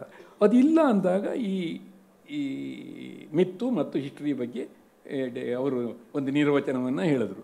ಅದು ಬಿಡಿ. ನೀವು ಕೇಳಿರುವ ಪ್ರಶ್ನೆಗೆ ಹೇಳೋದಾದರೆ, ನನಗೆ ಯಾವುದೇ ಪಾತ್ರ ಅಥವಾ ಯಾವುದೇ ವ್ಯಕ್ತಿ ಅಥವಾ ಯಾವುದೇ ಘಟನೆಯ ಸತ್ಯಾಸತ್ಯತೆಯನ್ನು ನೋಡಬೇಕು ಅಂತ ಹೋಗಿದ್ದಕ್ಕಿಂತಲೂ ನನಗೇನನ್ನಿಸ್ತು ಅಂದರೆ, ಇದೆಲ್ಲ ಹೇಗಿರ್ಬೋದು, ಅಲ್ಲಿ ಏನು ನಡೆದಿರ್ಬೋದು ಅಂತ. ಇವತ್ತು ಕೆಲವರು ಸುಳ್ಳು ಅಂತ ಹೇಳೋದು ತುಂಬ, ಅದೇ ಹೇಳಿದ್ನಲ್ಲ ನಾನಾಗ, ಹಸ್ತಿನಾವತಿ ಆ್ಯಕ್ಚುಲಿ ಗಂಗಾ ನದಿ ತೀರದಲ್ಲಿದೆ ಅಂದರೆ ಗಂಗಾ ನದಿ ಈಗ 15 ಕಿಲೋಮೀಟ್ರ್ ಆಚೆಗೆ ಹೋಗಿದೆ. ನಾವು ಅದನ್ನು ಪ್ರಶ್ನೆ ಮಾಡ್ತೀವಿ. ಆದರೆ ತಾಮ್ರಲಿಪ್ತಿ ಅನ್ನೋ ಒಂದು ಇದಿತ್ತು, ಅದು ಗಂಗೆ ಕೊಚ್ಕೊಂಡು ಹೋಗ್ಬಿಟ್ಲು ಅಂತಂದಾಗ ನಮಗೆ ಪ್ರಶ್ನೆ ಬರುತ್ತೆ, ಒಂದು ದಿನದಲ್ಲಿ ಒಂದು ದಿಟ್ಟ ಅವನು ಹೋಗ್ಬಿಡ್ತಾ ಅಂತ. ಇಲ್ಲಿ ಜೀವಂತ ಉದಾಹರಣೆ ಇದೆ. ಮತ್ತು ಅದರ ಈ ಪ್ಯಾಲಿಯೋ ಚಾನಲ್ಸ್ ಅಂತ ಹೇಳ್ತಲ್ಲ, ನಾವು ಈ ಸರಸ್ವತಿಯ ಬಗ್ಗೆ ಬಂದಾಗ ನದಿ ಹರಿದಿರುವಂತಹ ಕುರುಹುಗಳಿದಾವಲ್ಲ, ಅದನ್ನು ಪ್ಯಾಲಿಯೋ ಚಾನಲ್ಸ್ ಅಂತ ಹೇಳ್ತಾರೆ. ಅದು ಸಿಕ್ಕಾಗ ಅದಕ್ಕೆ ಬೇಕಾಗಿರುವಂತಹ ಎವಿಡೆನ್ಸ್ಗಳನ್ನು ಉಪಗ್ರಹಗಳ ಚಿತ್ರಗಳ ಮೂಲಕ ಅಥವಾ ಅಲ್ಲಿಯ ಎಕ್ಸ್ಕವೇಷನ್ ಮೂಲಕ ನಾವು ಕಂಡಿಡಿದಾಗ ಅದು ಸತ್ಯ ಅಂತದ್ದಾಗ ನಾವು ಒಪ್ಕೋಬೇಕಾಗತ್ತೆ. ಇವತ್ತು ಸರಸ್ವತಿ ನದಿಯ ಬಗ್ಗೆ ಇದೆಯಲ್ಲ, ನಾವು ಸರಸ್ವತಿ ನದಿ ಮೂಲಕ ಹೋಗಿದ್ವಿ. ಅಬ್ದುಲ್ ಕಲಾಂ ಅವರು ಇರುವಾಗ ಒಂದು ಸುಮಾರು 100 ಅಡಿಯ ಒಂದು ಇದನ್ನು ಮಾಡಿದ್ರು, ಪಾಂಡ್ ಮಾಡಿದ್ರು, 100 ಅಡಿದು ವೇದಿಕ್ ಸರಸ್ವತಿ ಅಂತ. ಈಗ ಆ ವೇದಿಕ್ ಸರಸ್ವತಿ ಅಂತ ಬಂದ ತಕ್ಷಣ ನಮಗೆ ಮಹಾಭಾರತದ ಪ್ರಶ್ನೆ ಬಂದಾಗ ಎಲ್ರಿಗೂ ಏನಾಗುತ್ತೆ ಅಂತಂದರೆ ಬದ್ರಿ ನೆನಪಾಗುತ್ತೆ. ಈ ಬದ್ರಿನಾಥಲ್ಲಿ ಏನಾಗಿದೆ ಅಂತಂದರೆ, ಅಲ್ಲೊಂದು ನದಿ ಬರುತ್ತೆ, ಆ ನದಿ ಹರಿಯುತ್ತೆ, ಅದ್ರ ಶಬ್ದ ಜಾಸ್ತಿ ಆಯಿತು ಅಂತೇಳಿ ವ್ಯಾಸಗುಹೆಯಿಂದ ಗಣೇಶನಿಗೆ ಶ್ಲೋಕಗಳನ್ನು ಹೇಳ್ತಾ ಇದ್ದದ್ದು ಕೇಳಿಸಲ್ಲ ಅಂದ್ಕೊಂಡು ವ್ಯಾಸರು ಶಾಪ ಕೊಟ್ಟರು. ಅದಕ್ಕೋಸ್ಕರ ಅದು ಗುಪ್ತಗಾಮಿನಿಯಾಗಿ ಅದು ತ್ರಿವೇಣಿ ಬಂತು ಅಂತ ಹೇಳ್ತಾರಲ್ಲ, ಆ ಸರಸ್ವತಿ ಅಲ್ಲ, ಅದು ವೇದಿಕ್ ಸರಸ್ವತಿ ಇದ್ದಿದ್ದು. ಅದು ಪ್ರಸರವಣ ಪರ್ವತದ ಹುಟ್ಟಿ ಇವತ್ತಿನ ಹರಿಯಾಣ ಏನಿದೆ ಹಾಗೆ ಬಂದು ಅದು ರಾನ್ ಆಫ್ ಕಚ್ಚಲ್ಲಿ ಇದನ್ನು ಸೇರುತ್ತೆ ಅಂತ ನಂಬಿಕೆ ಇರೋದು. ಅದಕ್ಕೆ ಬೇಕಾಗಿರುವಂಥ ಈ ಪ್ಯಾಲಿಯೋ ಚಾನಲ್ಸ್ಗಳಿಗೂ ಕೂಡ ಎಲ್ಲ ನೋಡಿದ್ದಾರೆ. ಅಲ್ಲಿ ಹಕ್ರಾ ಅಂತ ನದಿ ಬರುತ್ತೆ, ಅದೇ ನದಿ ಸರಸ್ವತಿ ಅಂತಲೂ ಇದೆ. ಅದಕ್ಕಿಂತಲೂ ಮುಖ್ಯವಾಗಿ ಈ ISR ಅವನವರು ಮತ್ತು ಕೆಲವರೆಲ್ಲ ಅದರಲ್ಲಿ ಎಕ್ಸ್ಕವೇಟ್ ಮಾಡಿದಾಗ ಆ ವೇದಿಕ್ ಸರಸ್ವತಿಯ ನೀರು ಸಿಕ್ಕಿರುವಂಥ ಕುರುಹುಗಳು ಅದೆಲ್ಲ ಇದೆ. ಆ ಜಾಗದ ಪಕ್ಕದಲ್ಲಿ ಕೆಲವೊಂದು ಆ ಕಾಲದ ನಿಮಗೆ ಪಳವಳಿಕೆಗಳು ಉಳ್ಳಂತಹ ಊರುಗಳು ಸಿಕ್ಕಿದ್ದಾವೆ, ಅದಿದೆ. ನೀವು ಮೊದಲೇ ನಾನು ನಂಬಬೇಕು ಅಂತ ಹೋದಾಗ ನನಗಲ್ಲಿ ಇದ್ದಿದ್ದಕ್ಕೆಲ್ಲ ನಂಬಿಕೆ ಸಿಗ್ತಾ ಹೋಗುತ್ತೆ. ನಂಬಲೇಬಾರ್ದು ಅಂತ ಹೋದರೆ ನನಗೆ ಹಸ್ತಿನಾವತಿಯಿಂದ 15 ಕಿಲೋಮೀಟರ್ ಗಂಗೆ ಹೋಗ್ತಾ ಇದೆ ಅಂದರೆ ಸಾಕಾಯಿತು, ಇದು ಹಸ್ತಿನಾವತಿ ಅಲ್ಲ ಅನ್ನೋದಕ್ಕೆ. ನೀವು ಯಾವ ಮನಸ್ಥಿತಿಯಲ್ಲಿ ಹುಡುಕ್ತಾ ಹೋಗ್ತೀರಿ ಅಂದ್ಕೊಂಡು, ಈವನ್ ಸೈನ್ಸ್ ಕೂಡ ಹೈಪಾಥಿಸಿಸ್ ಅಂತ ಇಟ್ಕೊಳ್ಳುತ್ತೆ ಮೊದಲು. ಅದು ಒಂದು ಥಿಯರಮ್ಮನ್ನು ಅಥವಾ ಇದನ್ನು ಹೇಳುವಾಗ ಮೊದಲೇ ಸೃಷ್ಟಿ ಮಾಡಲ್ಲ, ಮೊದಲು ಹೀಗಿರ್ಬೋದು ಅಂತ ಹೇಳಿ ತಿಳ್ಕೊಂಡು ಡಾಲ್ಟನ್ ಇದ್ದ, ಅವನು ಆಟಮ್ಸ್ ಆರ್ ಇಂಡಿವಿಸಿಬಲ್ ಅಂತಂದ, ಅದನ್ನು ಡಿವೈಡ್ ಮಾಡೋಕ್ಕೆ ಆಗಲ್ಲ ಅಂತ ಬಂದ. ಆಮೇಲೆ ಅದರಲ್ಲಿ ಎಲೆಕ್ಟ್ರಾನ್ಸು, ಪ್ರೋಟಾನ್ಸು, ನ್ಯೂಟ್ರಾನ್ಸ್ ಅಂತ ಇದೆ ಅಂತ ಬಂತು. ಅಲ್ಲೂ ಹೀಗೆ ಆಗುತ್ತೆ. ಇಲ್ಲೂ ನಾವು ಇಟ್ಟುಕೊಂಡ ಹೈಪಾಥಿಸಿಸ್ಸೇ ತಪ್ಪಿದ್ರೆ ಅದರ ಪರಿಣಾಮ ಕೂಡ ಇವ್ರು ಹೇಳಿದ್ರಲ್ಲ, ಪರಿಣಾಮದ ಮೇಲೆ ಕಾನೂನು, ಹಾಗೆ ಇಲ್ಲೂ ಕೂಡ ನಮ್ಮ ಎಷ್ಟೋ ಈ ಪುರಾಣದ ಜಾಗಗಳು ಅಥವಾ ನಮ್ಮ ಇತಿಹಾಸದ ಜಾಗಗಳು ನಾವು ಹೋಗಿ ನೋಡಿದಾಗ ನಮಗದ್ರ ಮೇಲೆ ನಂಬಿಕೆ ಇರೋದ್ರಿಂದ ಅಥವಾ ನಮ್ಮ ಸಂಸ್ಕಾರ ನಮ್ಮನ್ನು ನಂಬುವಂಥ ಅದನ್ನು ಪ್ರಚೋದಿಸೋದ್ರಿಂದ ನಮಗೆ ನಂಬಿಕೆ ಬರುತ್ತೆ. ನಮಗೆ ಯಾರೋ ಹೇಳಿದಾಗ ಇದು ಸ್ವರ್ಗಾರಾವಿಣಿ ಪರ್ವತ ಅಂತ, ಇದು ವ್ಯಾಸ ಗುಹೆ ಅಂತ ಹೇಳಿದಾಗ ನಮಗಲ್ಲಿ ಹೋಗಿ ಕೂತ್ಕೊಂಡಾಗ ಸ್ವಚ್ಛವಾಗಿವ ನಾವು ಹೋಗಿ ಕೂತ್ಕೊಂಡಾಗ ನಮಗೆ ಒಳಗೆ ಏನೋ ಒಂಥರ ಒಂದು ವೈಬ್ರೇಷನ್ ಬರುತ್ತೆ ಅಲ್ಲಿ ಕೂತ್ಕೊಂಡ್ರೆ. ನೀವು ಅದನ್ನು ಪ್ರೂವ್ ಮಾಡಿ ಇದೇ ವ್ಯಾಸ ಇಲ್ಲೇ ಇದ್ದ, ಯಾವಾಗಿದ್ದ, ಎಷ್ಟು ಅದು ಸಿಗದೇ ಇರ್ಬೋದು. ಆದರೆ ನಾನು ಹೊರಟಾಗ ನನಗೇನಂತಂದು ಕುರುಕ್ಷೇತ್ರ ನೋಡಬೇಕು, ಕುರುಕ್ಷೇತ್ರದಲ್ಲೂ ಒಂದಿಷ್ಟು ಅಲದ್ವಿ, ನಮಗೆ ಉದ್ದೇಶ ಇಲ್ಲದೆ ಒಂದಿಷ್ಟು ಅಲಿಬೇಕು, ಅಲ್ಲಿ ಏನಿದೆ ಅಂತ ನೋಡಬೇಕು. ಅಲ್ಲಿಯೂ ನಮಗನ್ಸೋದೇನು ಅಂತಂದರೆ ಯಾರೋ ಹೇಳಿರುವಂಥದ್ದು ಇಂಥ ಜಾಗ ಇಲ್ಲಿ ಬಾಣಗಂಗಾ ಅಂತಿದೆ, ಇದು ಭೀಷ್ಮರು ಶರಶೈಯಲ್ಲಿದ್ದಾಗ ನೀರು ಬೇಕು ಅಂದಾಗ ಅರ್ಜುನ ಬಾಣ ಹೊಡೆದಿದ್ದರಿಂದ ಅದನ್ನು ನಂಬ್ತೀರಾ ಬಿಡ್ತೀರಾ ನೀವು? ಅದನ್ನು ನಾನು ಆ ನೀರನ್ನು ಅಥವಾ ಇದನ್ನು ಟೆಸ್ಟ್ ಮಾಡಿ ನಂಬೋಕ್ಕಾಗಲ್ಲ, ಆದರೆ ನನಗೆ ನಂಬಿಕೆ ಬರುತ್ತೆ, ಯಾಕೆಂದ್ರೆ ನನ್ನ ಸಂಸ್ಕಾರ ಅದನ್ನು ಹೇಳುತ್ತೆ. ಇದನ್ನು ನಮ್ಮ ಪರಂಪರೆ ಕೂಡ ನಂಬುತ್ತೆ. ನೀವು ನಂಬಲೇಬಾರದು ಅನ್ನುವಂಥ ನಿಮ್ಮ ಒಂದು ಧೋರಣೆಯ ಮೇಲೆ ನೀವು ಹೊರಟಾಗ ನಿಮಗೆ ಅದು ಸಿಗಲ್ಲ. ನಾನು ಅಂದ್ಕೊಂಡಿರೋ ಪಾತ್ರಗಳು ಇಲ್ಲಿ ಓಡಾಡಿರ್ಬೋದಾ ಅಂದಾಗ ನನಗೆ ಇದಕ್ಕೆ ಹೋದಾಗ ಬಹುಶಃ ಅಂಜನಾದ್ರಿಗೆ ಜಗದೀಶ್ ಶರ್ಮರು ಕರ್ಕೊಂಡು ಹೋದ್ರೆ ಅಲ್ಲಿ ಹನುಮಂತ ನನಗೆ ಕಾಣ್ತಾನೆ, ಯಾರಿಗೋ ಕಾಣದೇ ಇರ್ಬೋದು. Yes sir, thank you sir. ನಾನು ಲಾಸ್ಟ್ ಪ್ರಶ್ನೆ. ನಮಸ್ಕಾರ ಸಂಪತ್ ಸರ್ಗೆ. ಸರ್, ಗಾದೆ ವೇದ ಸುಳ್ಳಾದರೂ ಗಾದೆ ಸುಳ್ಳಾಗಲ್ಲ ಅಂತ ಒಂದು ಮಾತಿದೆ. ಈ ಮಹಾಭಾರತಕ್ಕೆ ಸಂಬಂಧಪಟ್ಟಾಗೆ ಅಂತೂ ಇಂತೂ ಕುಂತಿ ಮಕ್ಕಳಿಗೆ ರಾಜ್ಯ ಇಲ್ಲ ಅಂತಾರೆ, ಅದನ್ನು ಹೇಗೆ ವ್ಯಾಖ್ಯಾನ ಮಾಡ್ತೀರಿ ಅಂತ. ಒಂದೂವರೆಗೆ ಮ್ಯಾಚ್ ಇದೆ, 2:30. ಓಕೆ. ಅಂತೂ ಇಂತೂ ಕುಂತಿ ಮಕ್ಕಳಿಗೆ ವನವಾಸ ಅಂತ ಅದು ಭಾಳ ಪಕ್ಕ. ಅದು ನೋಡಿ, ಹುಟ್ಟಿದ ಕಾಡಲ್ಲಿ, ಪಾಂಡವರು ಹುಟ್ಟಿದ ಕಾಡಲ್ಲಿ. ಆಮೇಲೆ ಏನೋ ನಾಡಿಗೆ ಬಂದರೆ ಇವರು ಅರ್ಗಿನ ಮನೆಗೆ ಕಳಿಸಿ ಅಲ್ಲಿ ಬೆಂಕಿ ಹಚ್ಚಿದ್ರು. ಅಲ್ಲಿಂದ ತಪ್ಸ್ಕೊಂಡು ಮತ್ತೆ ಕಾಡಿಗೆ ಹೋದರು, ಮತ್ತು ಕಾಡಲ್ಲೇ ಇದ್ದರು. ಅದಾಗಿ ದ್ರೌಪದಿ ಜೊತೆಗೆ ಮದುವೆ ಆಯಿತು, ಮತ್ತೆ ಬಂದರು. ಒಂದು ರಾಜ್ಯ ಅಂತ ಏನೋ ಅರ್ಧ ಪಾಲಾಯಿತು. ಈಗಿನ ನವದೆಹಲಿಯ ಭಾಗ ಇಂದ್ರಪ್ರಸ್ಥ ಸಿಕ್ತು, ರಾಜ್ಯಭಾರ ಮಾಡ್ತಾಯಿದ್ರು. ಮತ್ತು ಜೂಜು, ಮತ್ತು 14 ವರ್ಷ ವನವಾಸ ಆಯಿತು. ಅದಾದಮೇಲೆ ಒಂದು ದೊಡ್ಡ ಯುದ್ಧ ಆಯಿತು. ಯುದ್ಧ ಮುಗಿದ ಮೇಲೆ ಅವರೇನು 1000 ವರ್ಷ ರಾಮನ ಉಲ್ಲೇಖ ರಾಮಾಯಣದಲ್ಲಿ ಬರುತ್ತೆ, 11,000 ವರ್ಷ ರಾಜ್ಯಭಾರ ಮಾಡ್ದ ಅಂತ. ಇವರು ಅಷ್ಟೇನಿಲ್ಲ, 32 ವರ್ಷ ರಾಜ್ಯಭಾರ ಮಾಡಿದ್ರು. ಇಷ್ಟೆಲ್ಲ ಮಾಡ್ಕೊಂಡು 32 ವರ್ಷ ಮುಗಿದ ಕೂಡಲೇ ಮತ್ತೆ ಮಹಾಪ್ರಸ್ಥಾನ ಅಂತ ಹೊರಟರು. ಹೋಗಿದ್ದೆಲ್ಲಿಗೆ ಅಂದರೆ ಕಾಡಿಗೆ. ಹಾಗಾಗಿ ಪಾಂಡವರ ಇಡೀ ಬದುಕಿನಲ್ಲಿ ಅವ್ರ ನಾಡಿಗಿಂತ ಇದ್ದಿದ್ದು ಕಾಡಲ್ಲೇ ಹೆಚ್ಚು. ಹಾಗಾಗಿ ಅದನ್ನು ನೋಡಿ ಅಂತೂ ಇಂತೂ ಕುಂತಿ ಮಕ್ಕಳಿಗೆ ರಾಜ್ಯವಿಲ್ಲ ಅಂತ ಬಂತು. ಹಾಗಾಗಿ ಆ ಗಾದೆ ಮಹಾಭಾರತಕ್ಕೆ ಭಾಳ ಹೊಂದತ್ತೆ, ಗಾದೆ ನಂಬೋದು.